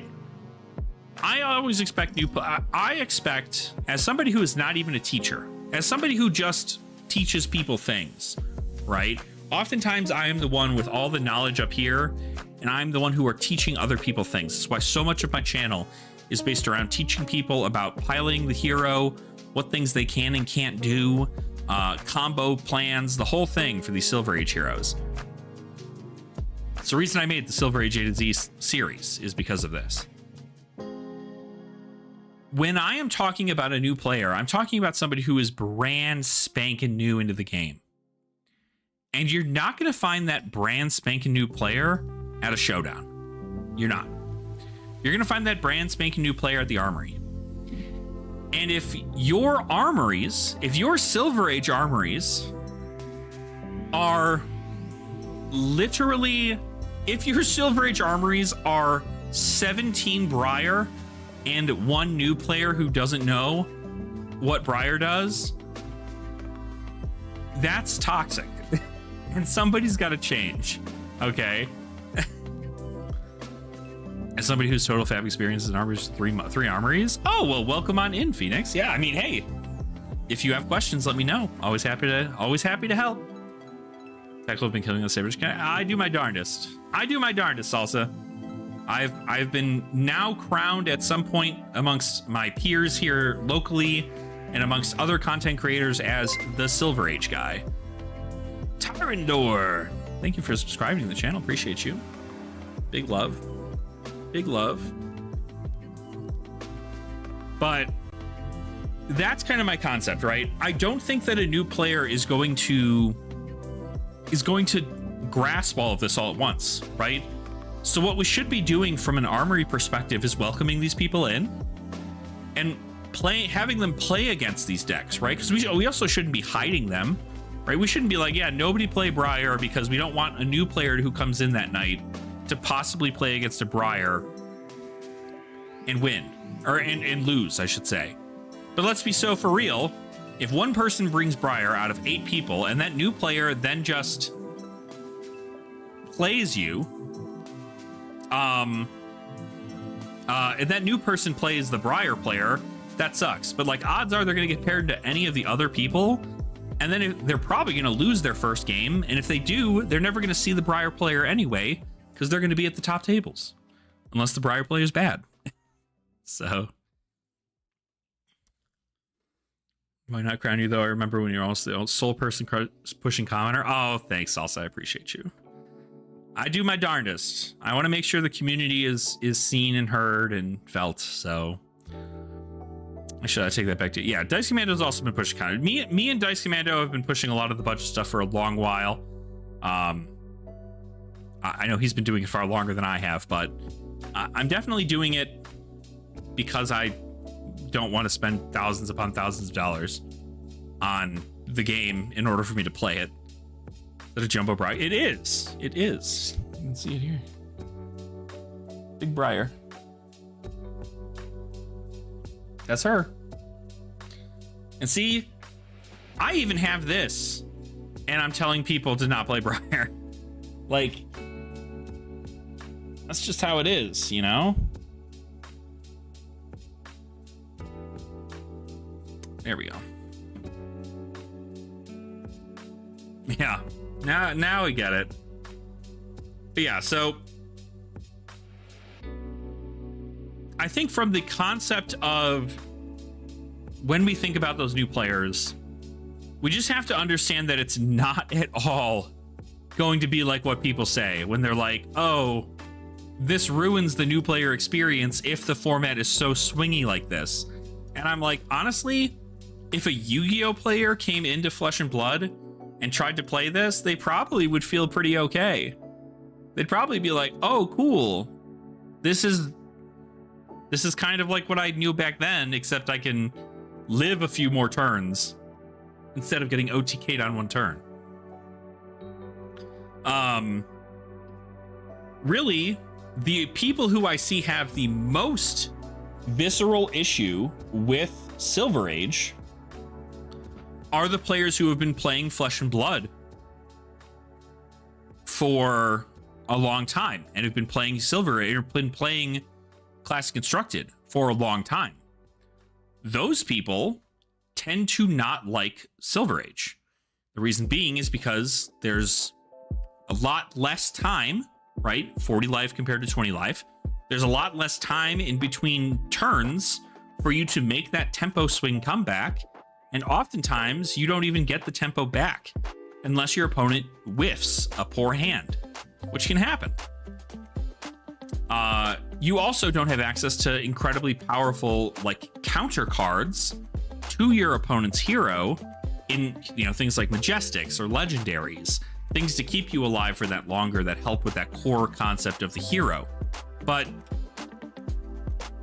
that's the difference, right? People who've been playing CC for a really long time and have dedicated themselves to Classic Constructed do not move over to Silver Age usually. And that's, you know, it's literally like, hey, you've played World of Warcraft for 10 years of your life. You've dedicated your whole being to this format to this game because you just can't stop playing it. Go play the same thing, but it's like kind of silly. And they're like, no, I have to grind my dailies. I have to prep for raid. I have to prep all this stuff. Like, you're not going to see people go, I'm going to go play chess instead. Sorry. Like, I can continue to play WoW, but now I'm going to go play chess because that's just where my mind is at and it's where I need to be. Like, it's hard to pull people away from that. So yeah, and that's the other thing too, Salsa. I don't know if you saw the message. There it is, somewhere. Maybe it's back here. So this is the thing. It's also good to have a little bit of a swinging format because it helps new players experience what a spike turn looks like, right? If they see the 4 good cards in their deck and they send that shit, that's good, right? They're going to be on the front of the tempo.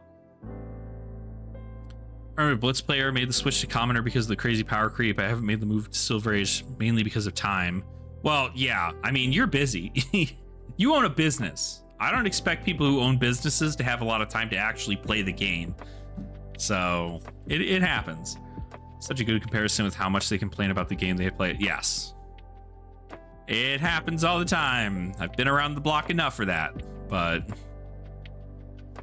Schism, what's up? The guys in my store don't really want to play Sage because of that point. It's too short of a format for them, yet they're pushing for Singleton Blitzers. They're pushing for Singleton Blitz? They're pushing for Singleton Blitz, but they're not pushing for Sage? Are they all Commander players that like just want a little hit of that Singleton gameplay? That's crazy. That's insane. I want to know the studies of how you go down that pipeline of, I don't want to play Silver Age, but I'd much rather play something that's going to be far more swingy and the Wild West of like a format right now. Like everything's unbanned in that format. Crazy to me. Insane. Insane to me. Cool, Ty. I didn't realize that Ty. Oh, yeah. Yeah, Ty's a bit of a fan of the channel. Big fan of Ty's stuff, as always. Most of the guys are ex-Magic players will FCC. Yeah, I mean, maybe just the word singleton just itches something in their brain. It's going to work. One card of everything. So it's one card of essentially it's like a red Emeritus Scolding, one red or one yellow Emeritus Scolding, one blue Emeritus Scolding if you're playing like a red or a wizard, right? But you still have 40 card deck or a 60 card deck, I think, right? 60? No. 52 card deck. And then you just get to play whatever. Like, you get to play whatever you want. Like, Viscera and all the Blitz heroes that hit LL in their Blitz time, un-LL'd now. You can play Zen, you can play Viscera, you can play Icelander, you can play Ira, you like all these heroes. Also, fun fact, Viscera is unbanned with Bloodsheath Skeleton being a legal card you can play. Verdance has the capability of playing Kraken's Aether Vein. Again, kind of fucked up. Like you can see Art of War Zen. Yeah, Art of War Zen's crazy. Like there's so many things that are really fucked up about Singleton Blitz. It would blow my mind if they were like, yeah, I'd much rather play something that guarantees me to blow my opponent up on turn 0. Or I'd rather play something that's like low power. So I don't know. But yeah, it's I think there's just a lot of people are looking at the negatives of Silver Age and they're forgetting what the positives are, right? For instance, even locally we have a rotating Silver Age night. It has been getting some pretty okay traction, but it has not been anywhere near as popular as our classic constructed nights. When the BNR dropped for Silver Age, the most recent BNR, I blew up on our Discord and I was like, y'all, it might be good to like take Silver Age off the burner for like a few months because this is gonna suck. And I told them that. I was like, maybe take it out of rotation, maybe put in like draft or something instead. Because like, it's kind of rough to have this when like Briar's going to be the hot thing. But the second I said it, I was like, wait, it's not going to be a hot thing because we already didn't have people showing up to Silver Age events, like at the scale we are classic constructed. And we have people who don't want to play Briar. They don't want to play Oldham. They don't want to play these like other heroes. And so they're there for vibes. So I was like, no, you know what? I lied. Keep it. Keep it as Silver Age and rotate it through. Because at the end of the day, a Silver Age armory should be a place where players want to be if they're starting out in Flesh and Blood. Because I cannot tell you, or if they're on a budget, even if they just want to play on a budget, it's perfect. I cannot tell you how many times I had to beg and plead for them to do a commoner night somewhere in the entirety of the Colorado vicinity. Cannot tell you. But like it is, and it never happened. I never got a commoner armory ever, period. Never did I get one. But right now, they're taking advantage of the Silver Age situation. The TO at these events likes playing Silver Age. And I like seeing new faces enter the world of Flesh and Blood. And the most important part, and I do genuinely mean this with my whole heart when I say it, the most important part of having these Silver Age events in which people can go to and play is because not everybody is going to have the financial stability to buy into Classic Constructed. And those people deserve a place to play Flesh and Blood. And that's what Silver Age is. Those people are not going to care about a meta. They're not going to care about what's winning at top tables, about prepping themselves for the World Championship invite event at Nats or at Pro Tour, or for the showdown at any of the callings. Those players are not going to care about that. Those players are going to be ecstatic enough that they get to walk into their LGS, see all of the people that they play with locally, or at least most of the people they play with locally, and play games with them. Right? Be able to go join an armory, get a gem pack, right? Be part of the Silver Age, or at least like Flesh and Blood community as a whole, by getting into it like this. So it really is important to have that mentality and to understand that these players need a place to play. We should not be pricing out players from playing Flesh and Blood. And I understand I tell you, somebody who does budget gaming, I want players to have that in CC too, but that's a long way off. It's been 6 years. They reprinted Fableds and it did nothing.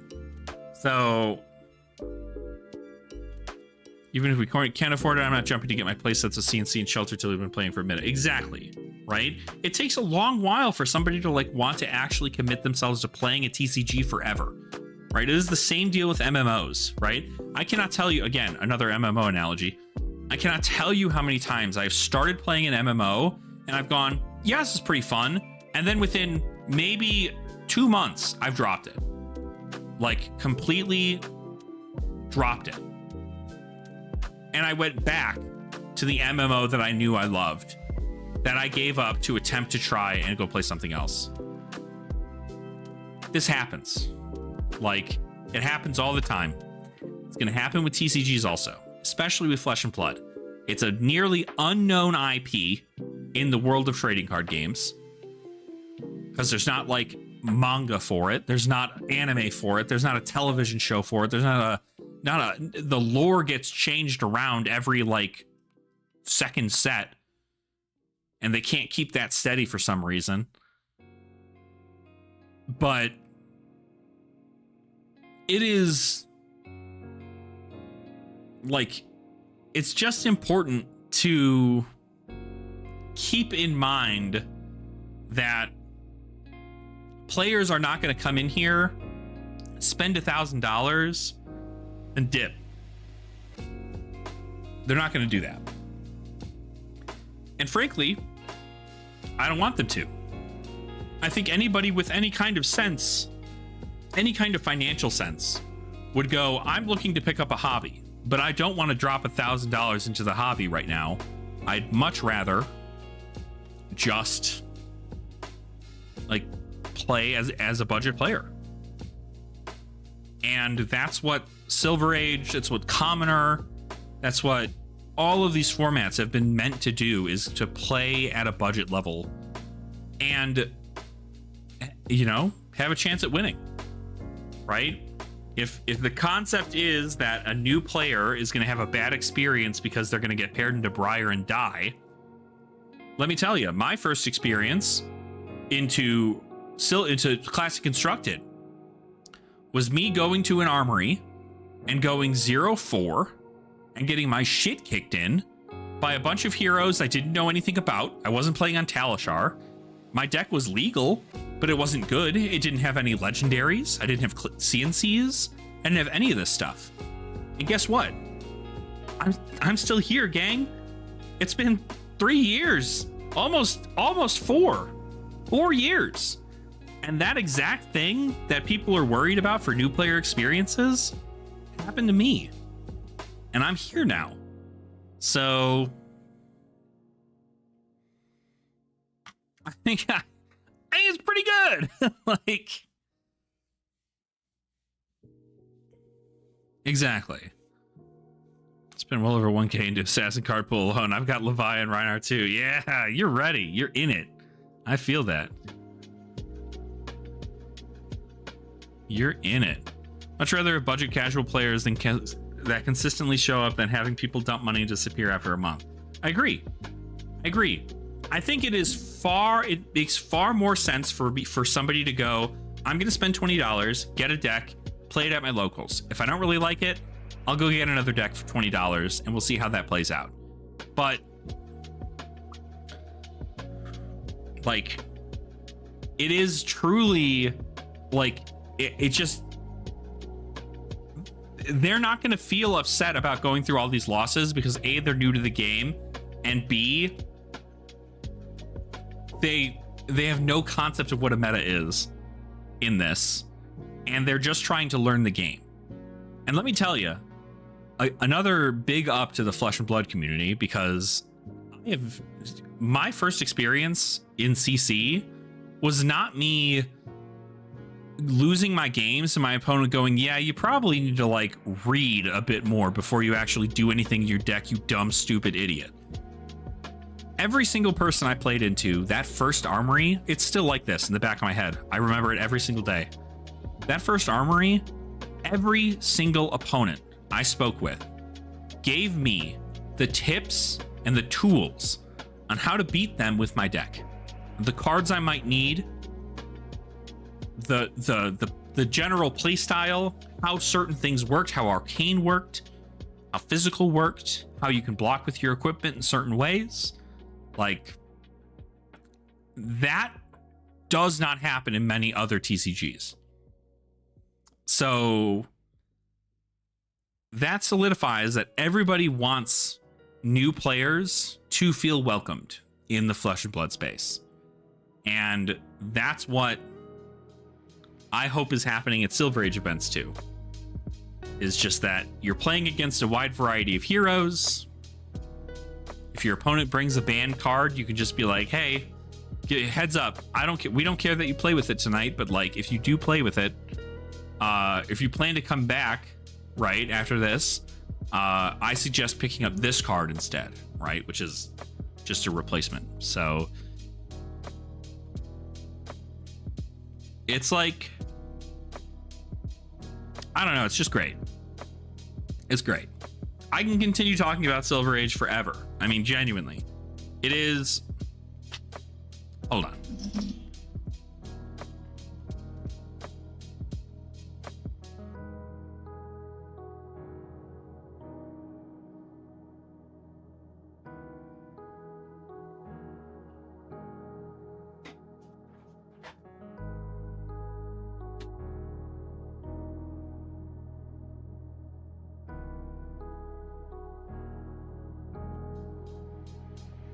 There's a reason that I got this. There's a reason for it. This is huge to me. Silver Age Ambassador.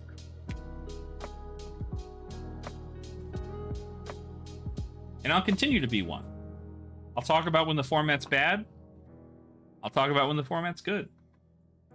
Because I care about it.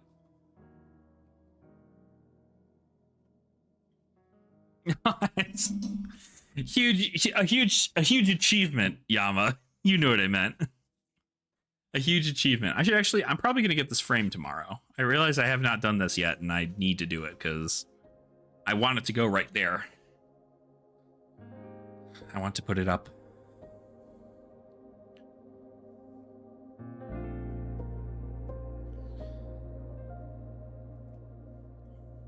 But yeah, it's just cool. Yeah. I'm genuinely just excited that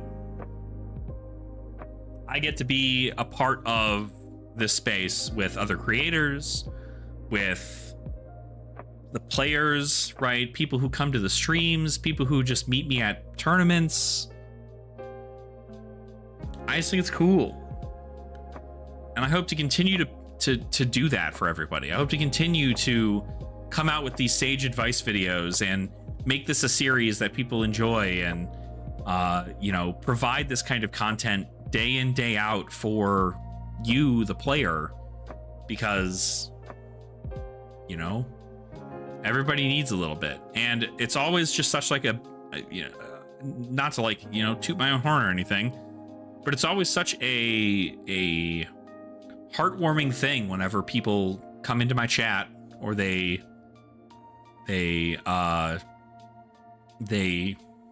meet me in person and they're just like, your videos are like the reason I got into Flesh and Blood. And I'm like, what? Like, me? Like, I'm the one who got you into this? Like, I just like to be helpful. So Salsa, I met you at Vegas last year? Do you know exactly when? Anytime I meet somebody, I have it like in the back of my mind at all times. I swear to God, it's some kind of like autistic trait I have. When did I meet Salsa? Did you sign an Ashwing? So true, Yama. I do. Because you know what the worst part is I go through all this budget gaming stuff and I'm like, yeah, cool. You don't have to spend a lot of money to play Flesh and Blood. Oh, awesome. Okay. Sick. Well, Salsa, if you're going to be at Pro Tour, let me know. I'd love to chat with you again at Vegas.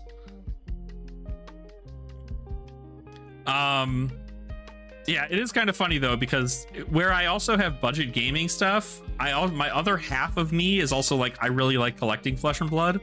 And so oftentimes I'll make videos of me being like, I've spent a lot of money, blah, blah, blah, blah, blah. Yeah, should we try? That is often how it goes. That is often how it goes. I feel like I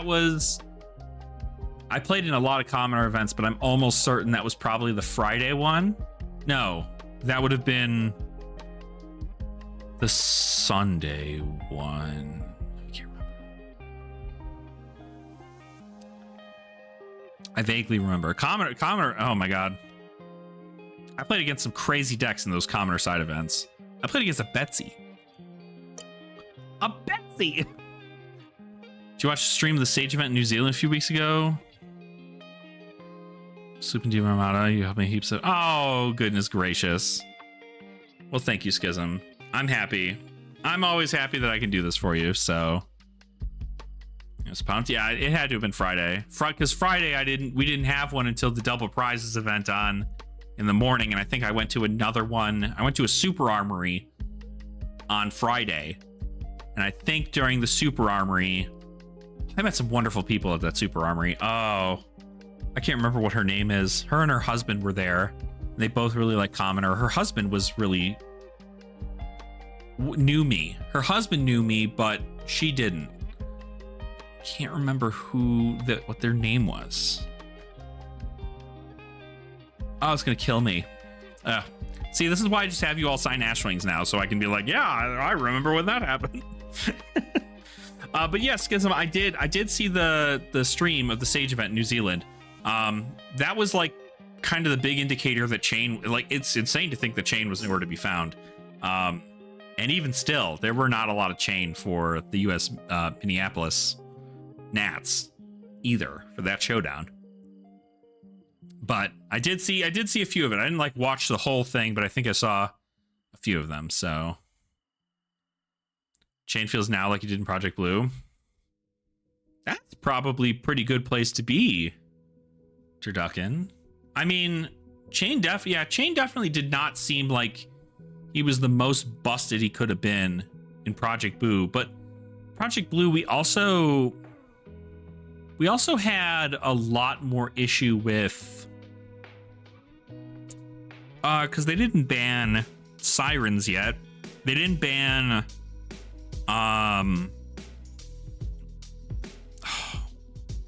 some of those other high C cards. I can't remember. There's like something else in like high C's that was like not banned. Yeah, Knocker. That's it. That's the one. We hadn't had Knocker banned yet. I was like something from high C's was stopping Chain from being good, and it was whatever was banned when they finally made the switch from Project Blue to Silver Age. Yeah, NIMBY 2. NIMBY was crazy. I really expected them to unban Vigorous Smash Up after KO left, but I can understand why they didn't. Because that card's crazy.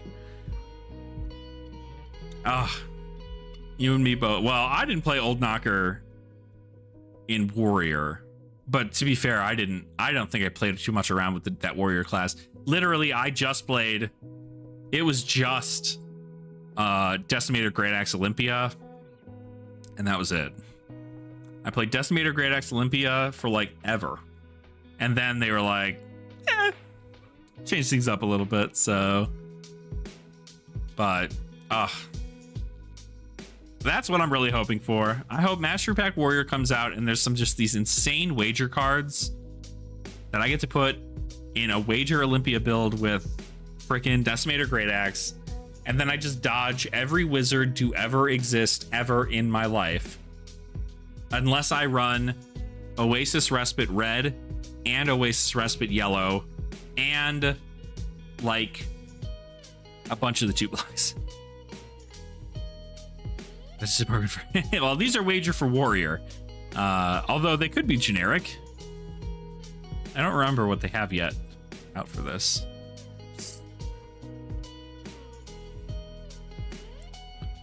For Drawing Dead and Bolton. Oh my god. Yeah, what the fuck? Drawing Dead. For those of you who don't know, this is the card. Drawing Dead. Target sword attack gets +1 and wagers with defending hero. The winner discards a card. Like, cool. Raiden?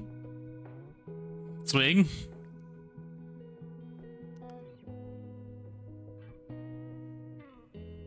Huge.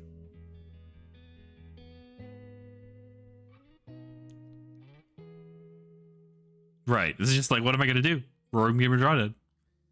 So if I Roaring Beam,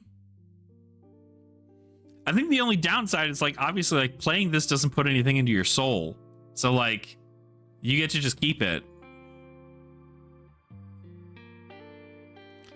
Yeah, Donkey's pretty cool too. Like Arsenal, I mean, obviously I think these two are better. Like winner gaining a life and then winner discarding a card. Pretty crazy. Also, Shove Off. What the fuck? Pay 1, choose a non-equipment card defending a sword attack you control, return it to its owner's hand.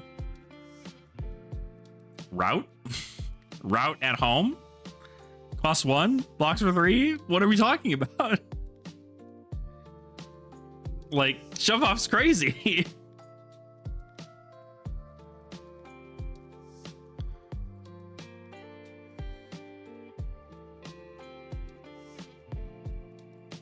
Yeah, I mean, the life one is probably more specifically for that fatigue-esque style build.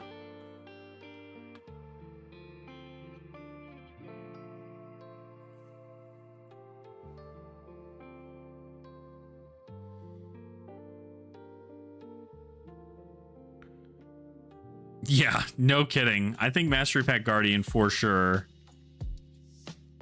I think they learned a lot from that. Also, Blade Rush. Right, this is just your first sword attack this turn gets go again. Second, you get +1. This is like such a Kasai card, it's insane. It's also a great Dory card. Like, this is huge for Dory. First sword attack gets go again. Next one will get +1. Like, this is huge. This is huge for Dory. So, Yama, you're going to get this, right?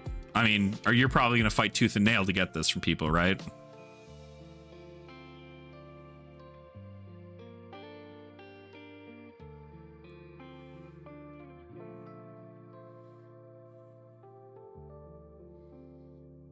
Is Guardian Main going MPG into Super Slam but doing nothing? Yeah, it didn't really feel good. I already pre-ordered 2 cases. Oh my god. You know, and it's funny too, something else that should be kept in mind, just as like a side note, right? Not specifically Silver Age related, but like taking a look at what cards are looking like from Mastery Pack Guardian and how much like rares are going for from that set might be okay to do some ordering for this. Because I didn't do any ordering for Omens. I skipped Omens. Because I was like, I'm not going to play any of these Lightning Heroes. I don't care. But this is, I mean, this alone, right? Getting Grains, Brave Forge, and Valiant Dynamo possibly in the same setting? Pretty good.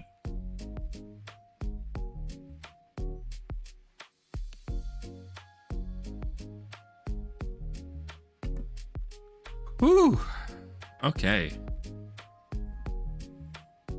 I wonder how much they're going for right now. Please reprint on Sheath. It's funny, I'm happy I bought a Riches of Tropeldani at Nats when I did, because seeing this card and then seeing all these reprints, I'm like, ooh, because I was gonna LL soon. This card's about to spike. Mastery Pack Warrior.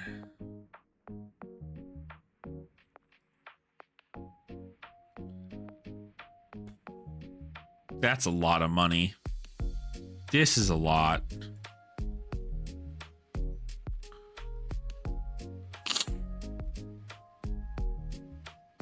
Oh, it would. It would be for sure. I think they would have done this absolute justice if that head slot is the way it is, right? Because it's, yeah, literally right here. Like, if this is Kabuto, it's insane. Like, it will be so good. Like, Warrior players will literally just be like, have I ever wanted to play Warrior a day in my life? I only need to buy this set. Please not Kabuto? Why not? What else would you want in there?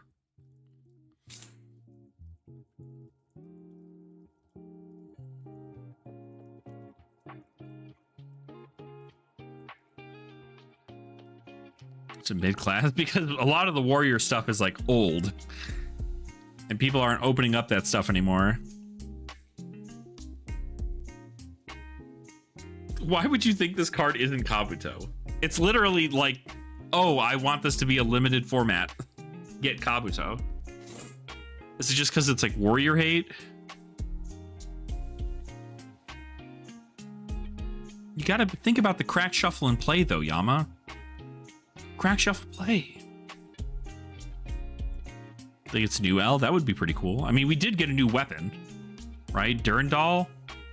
What a sick card. This is just, I don't know. Every part of me wants to try and figure out how I can make this work with. I mean, it's not that great compared to like Dawnblade, right? But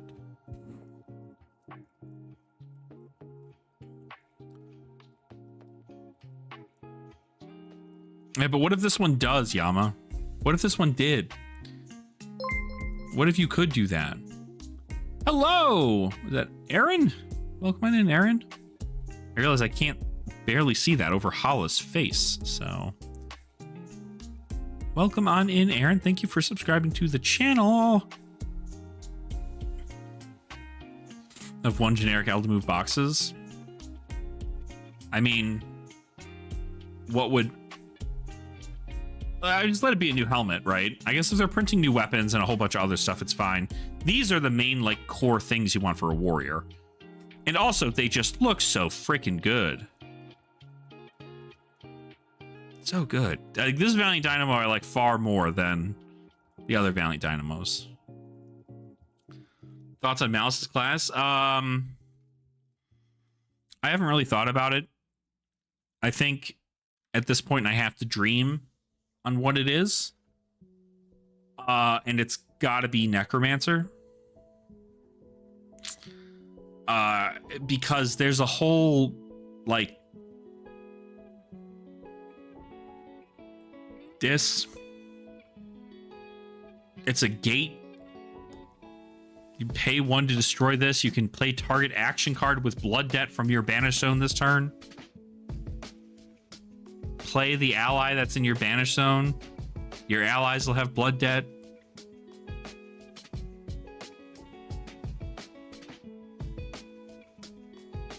And this is obviously a gate filled with a bunch of dudes coming out of it. Like, let's be so for real. Like, it's gotta be something, right?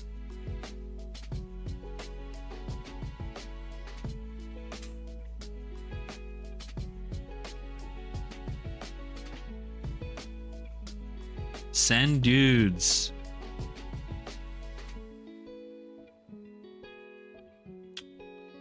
Steel on steel. Where's that one card that's like really good? Oh, that's right. This card is for Olympia. Destroy a gold rather than pay the cost. This card's cost. D-react for 6. Beautiful.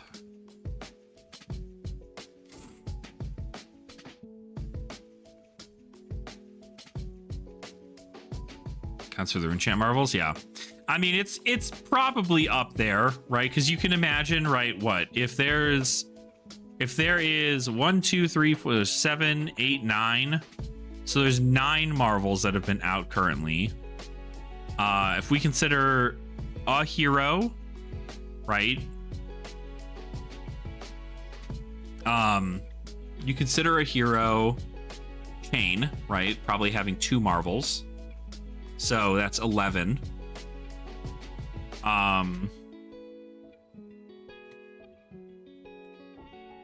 You assume Malice is going to have 2 marvels. So 13.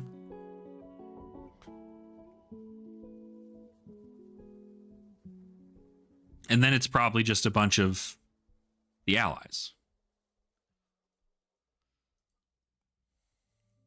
Yeah, Sage and CC. Yeah, it's going to be good. But yeah. It's going to be an interesting thing for sure.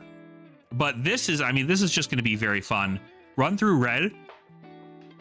Pretty cool to see. Even run through blue. Getting access to that is great. Seeing more A-React route type cards, that makes me wonder if Warrior are going to get more on-hit cards that affect weapons with the whole turn but don't pump. Yeah, I believe it. I think the thing that we've seen, Aaron, from this point here is that we're seeing a lot more cards that have like assassin-like disruption, but in Warrior, which is kind of what Warriors have been wanting this whole time. Because like right now with Warrior, you just like send damage and then your opponent like doesn't really like it doesn't like affect their hand, right? They take a look at their hand and they go, okay, I guess I'm still gonna send this amount of damage at you and disrupt you, right? Warrior doesn't really get to do that. I think Kasai does it the best because Kasai can at least go, oh, you're not going to take raw damage because I'm going to hit you with Blood Follows Blade, which is then going to, if the weapon hits, you then get you get a guy, you get an ally, which is like really good. Oh my God, it's the number 3 Kasai player in the entire world. Saren, hi. Saren, hi, how are you?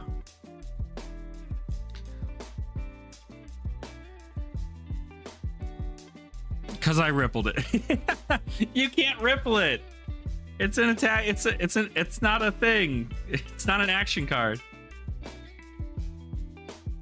Against your will? Well, don't be here against your will. Don't be here against your will. Don't be doing all that.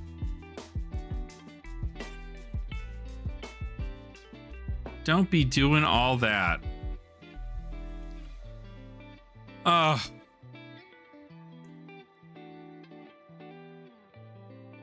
So we're doing that in Warrior weapons efficiency. Yeah. I think Warriors are going to be eaten pretty dang well with this next set. So, oh, you're a Fang player? Ah, okay. Fang playing.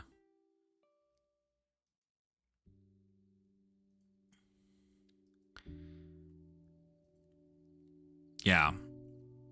I'm excited. I'm mainly excited, genuinely. I'm mainly excited because I think that a lot of new cards are going to enter the space for Silver Age, and that's going to be sick.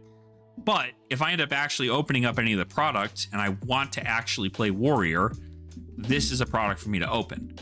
And it probably will sell better overall, which means maybe the product allocation will be higher because you have all of these really cool Warrior reprints in there and some really busted cards.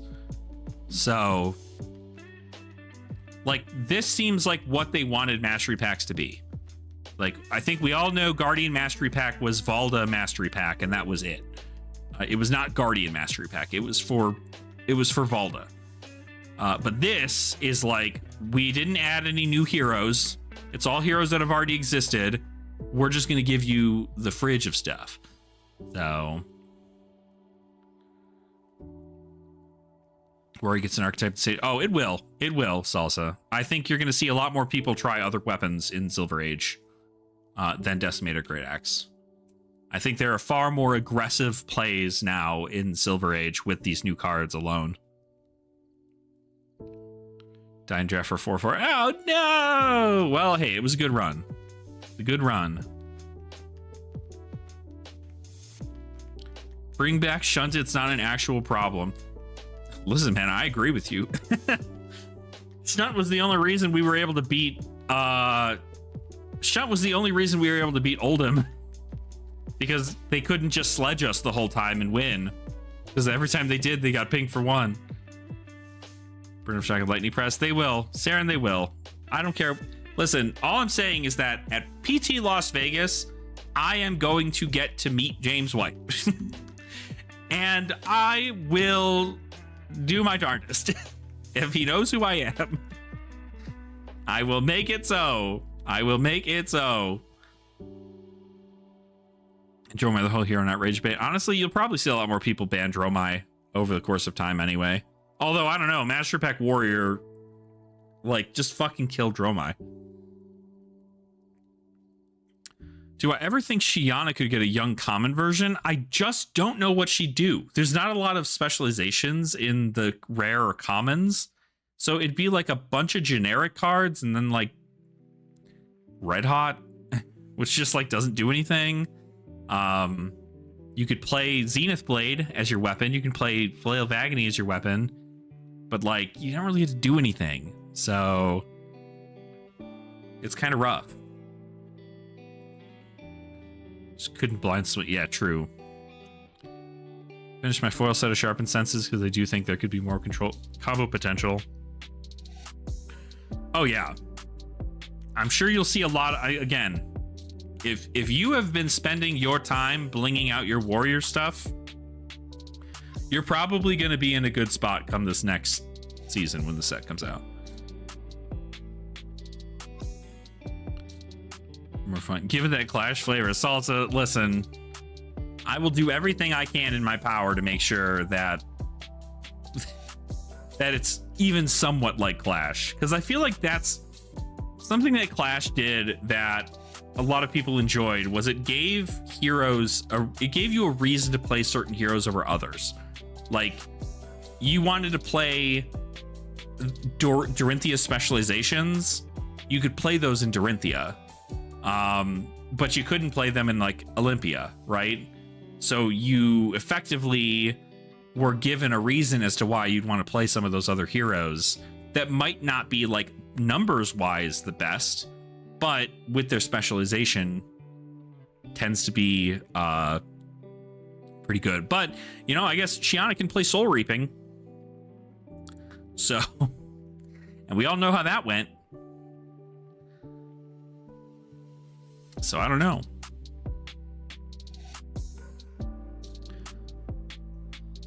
Oh my god. Time and a half.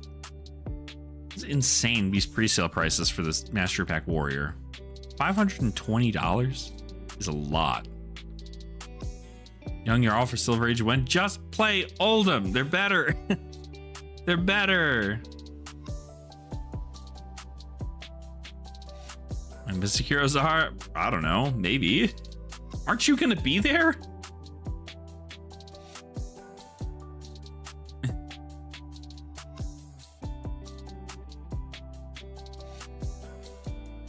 Just a little suit art, a little tiny baby in a suit. That's funny. That would be funny.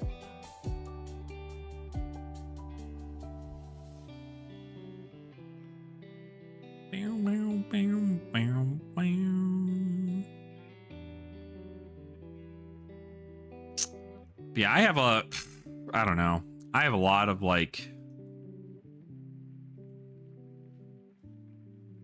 I have a lot of high expectations for stuff for Warrior, and I think Silver Age is just going to get better over time.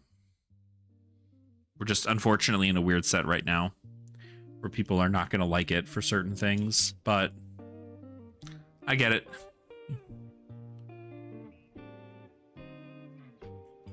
Agreed. I mean, I'm sure there's a lot of it that is undiscovered. Matter of fact, I know it. I know there is. Like, I know there is because there hasn't been anybody playing my boy Cavdane yet. Because Slogism Cavdane is what you need to change this format. I swear to God. No, just kidding. That deck is bad. But it really is just like kind of. It's just like there's so much to the format that I think people are not willing to actually put towards. And we see it, you know, even back when KO was a big problem, right? KO was a big problem and people went, this format's dead. Everybody's just going to play KO and win. There's no reason why I should play this shit. This hero's going to win everything from this point forward until they are benched. And then Battlegrounds happened. And like KO did okay, but like was not the most represented format nor the most wins in those Battlegrounds. So, I mean, I don't know.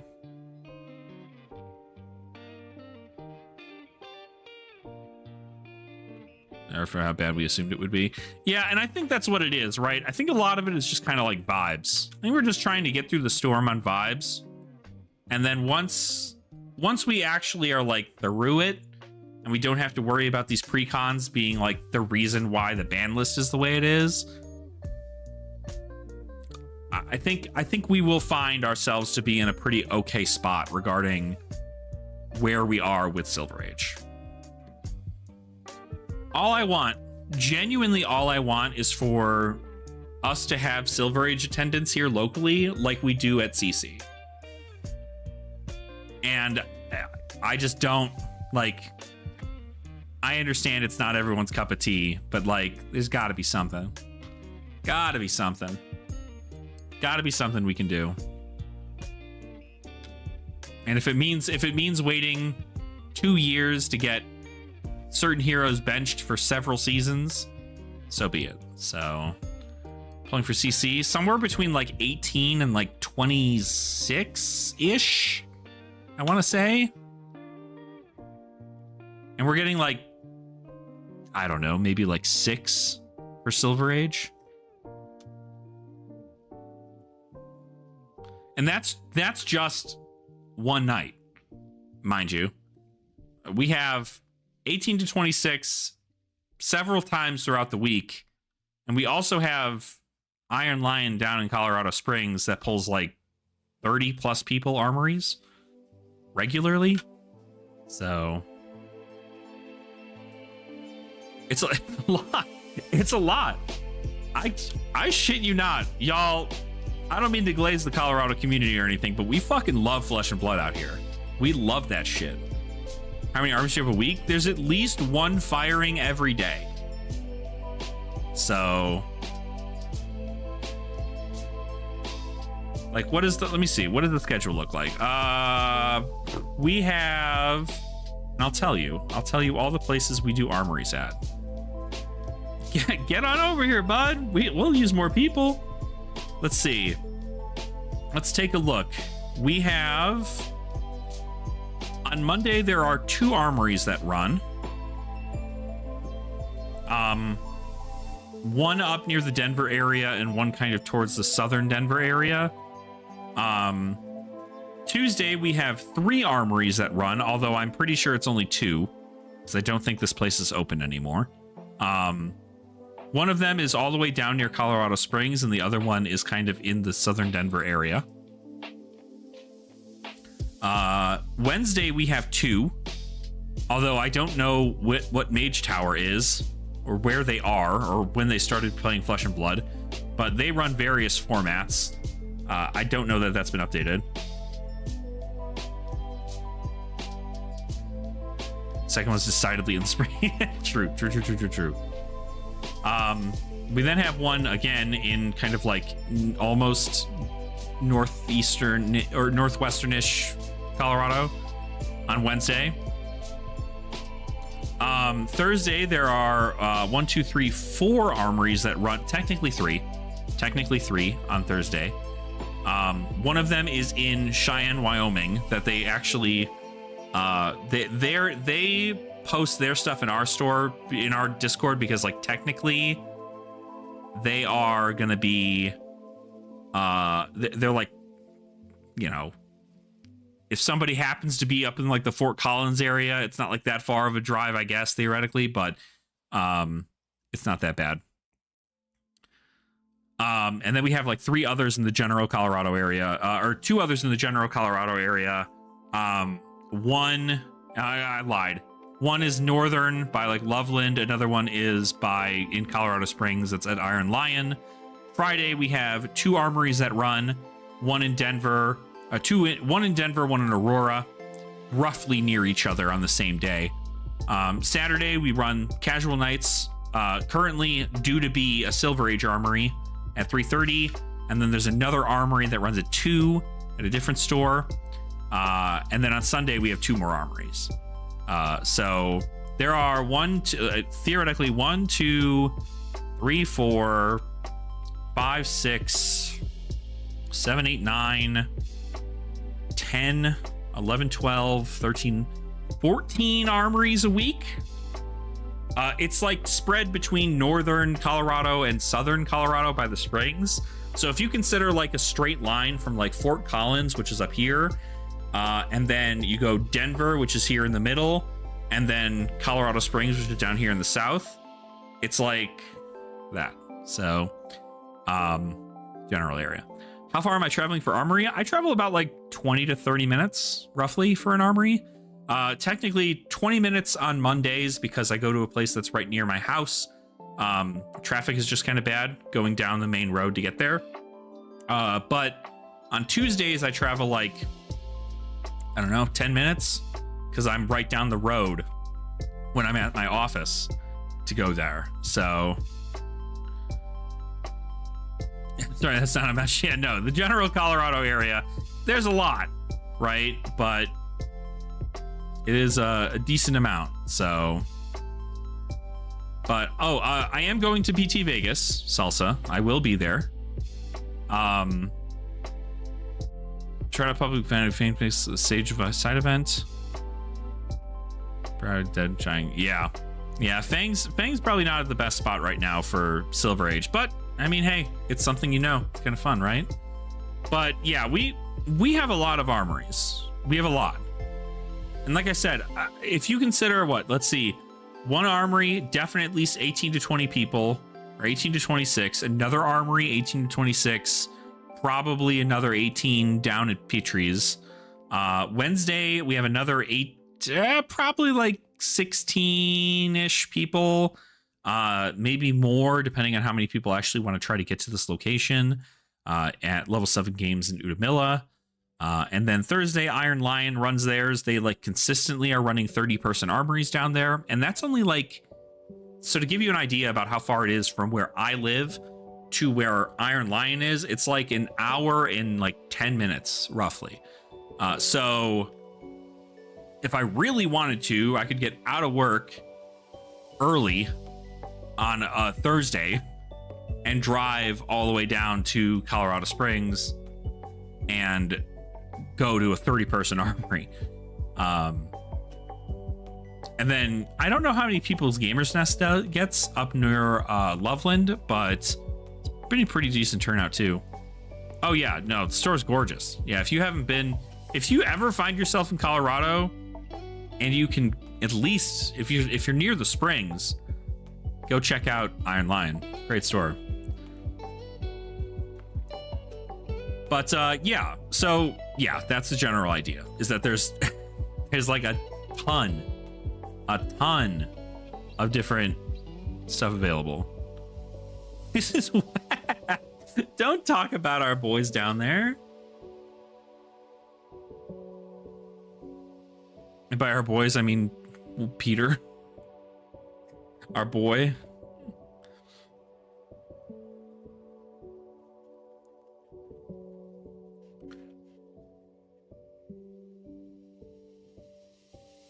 Oh, it's Justin. Justin. That's right. I don't know. I'm not gonna lie. I don't know too many people by name down in the Springs.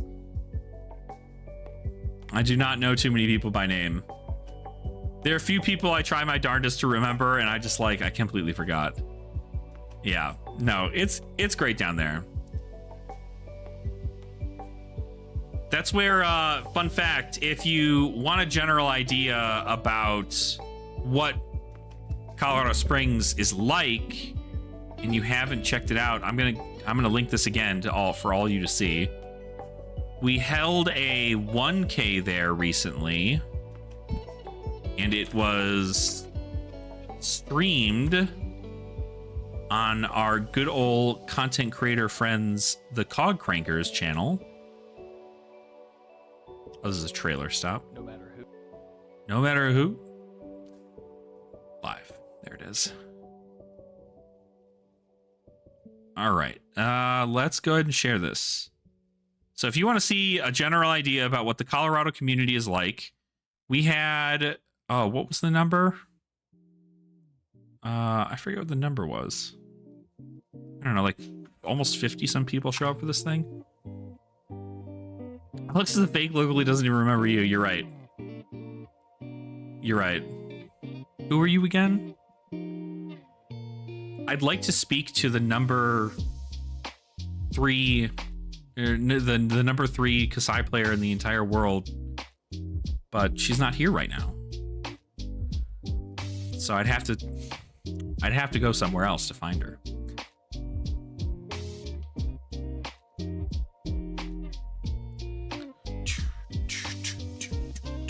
But yeah, that link there leads you to a live stream that our buddies, the Cog Crankers, did. They did the whole production for this thing. It was a huge thing. It was all classic constructed, so if you like classic constructed, check that out. Fun fact, Fang actually took down the whole thing, spoilers. It's just like kind of cool to see all of my friends, like, just, I mean, it was an entire homie top 8. Like, it was a time. So yeah, 46 people. It's insane.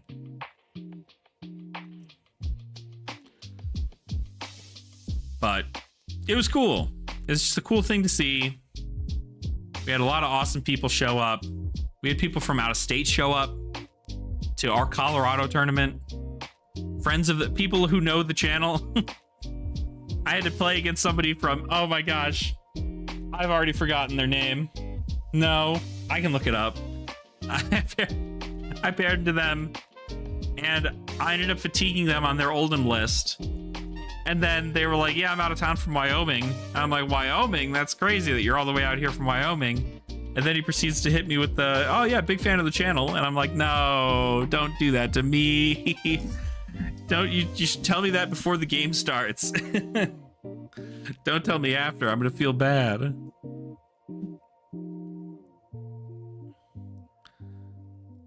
But it's just cool. It was just a cool thing to see. I don't know. I love it all. So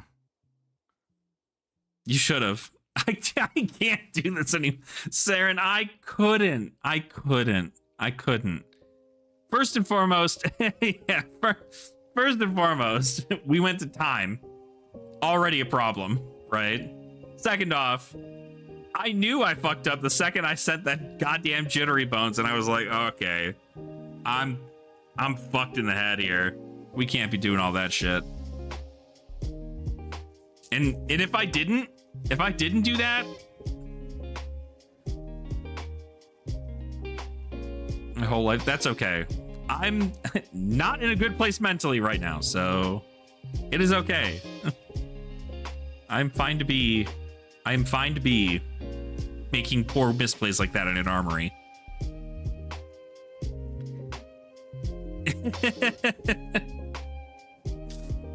It is all good. I will just, you know what? When the number 3 Kasai player in the world tells me that I'm a dog shit awful player and that I need to figure my life out and that it was the worst play she's ever seen in her life, guess that's it. Like, guess that's it. Guess that's it. Guess I'll just, I don't know, throw the whole deck away. Forget about doing anything in my entire life that's worth a damn. Give up on CC forever. Just play a format that I can spike. Oh god. But yeah, no, it was bad. Bad to the like, I'm going right back to Huntsman. Well, hey, listen, if I put in the work for Huntsman like Robin does for Prism, we'll get there. Huntsman players still think they can beat Gravy, so I don't know, maybe I gotta huff whatever they're huffing. Because I ain't huffing it. I ain't huffing that shit. Huntsman coming up. The Huntsman ain't coming up.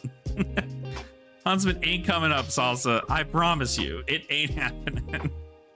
It ain't happening. I love the deck, but like, I love the deck. It is not where it needs to be right now. If we get a cool new contract card in the next set, maybe. But the fact that we're sitting here going, yeah, you know, Seeker's Kunai might actually be a pretty good card. I have to not do that. Like, that's not good, gang. We can't be putting Seeker's Kunai in our deck. That card is ass. It's so bad.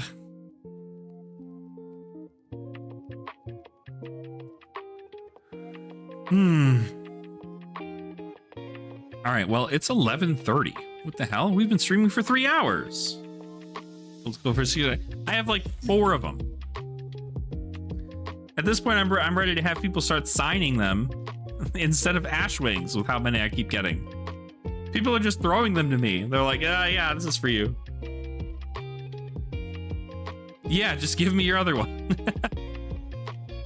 Just go ahead and give them all to me. I'll take them. $3.99.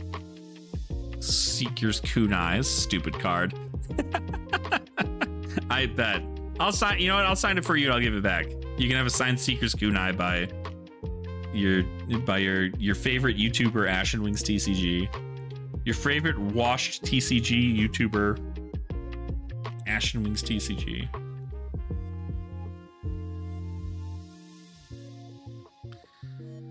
Oh, well, this has been fun, everybody.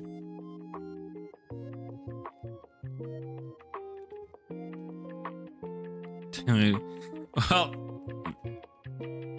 that's fine. I'll take silver. Silver will be fine. We'll take silver. Get it? Because I'm playing Huntsman. And I want silver. I don't want gold. I can't play Gravy. No, God, the Silver Age thing. Wait a minute. Shit. How did I not think about Silver Age? It's like the one time I was like, hee hee ha ha, I'm gonna be so funny. Stupid. Oh, God. I played myself. Stupid. Some Yu-Gi-Oh cards you can use it like back to the front if you know that one. No, I don't. I don't know what you're talking about.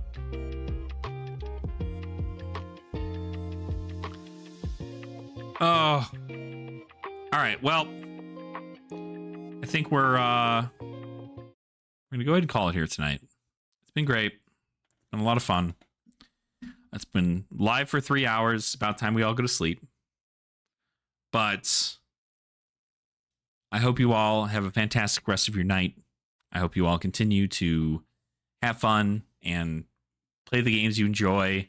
And just remember that it's a card game and that we're all here to have fun, a good time and play with our friends and vibe and enjoy this wonderful community that we have. And I think that that is just the best.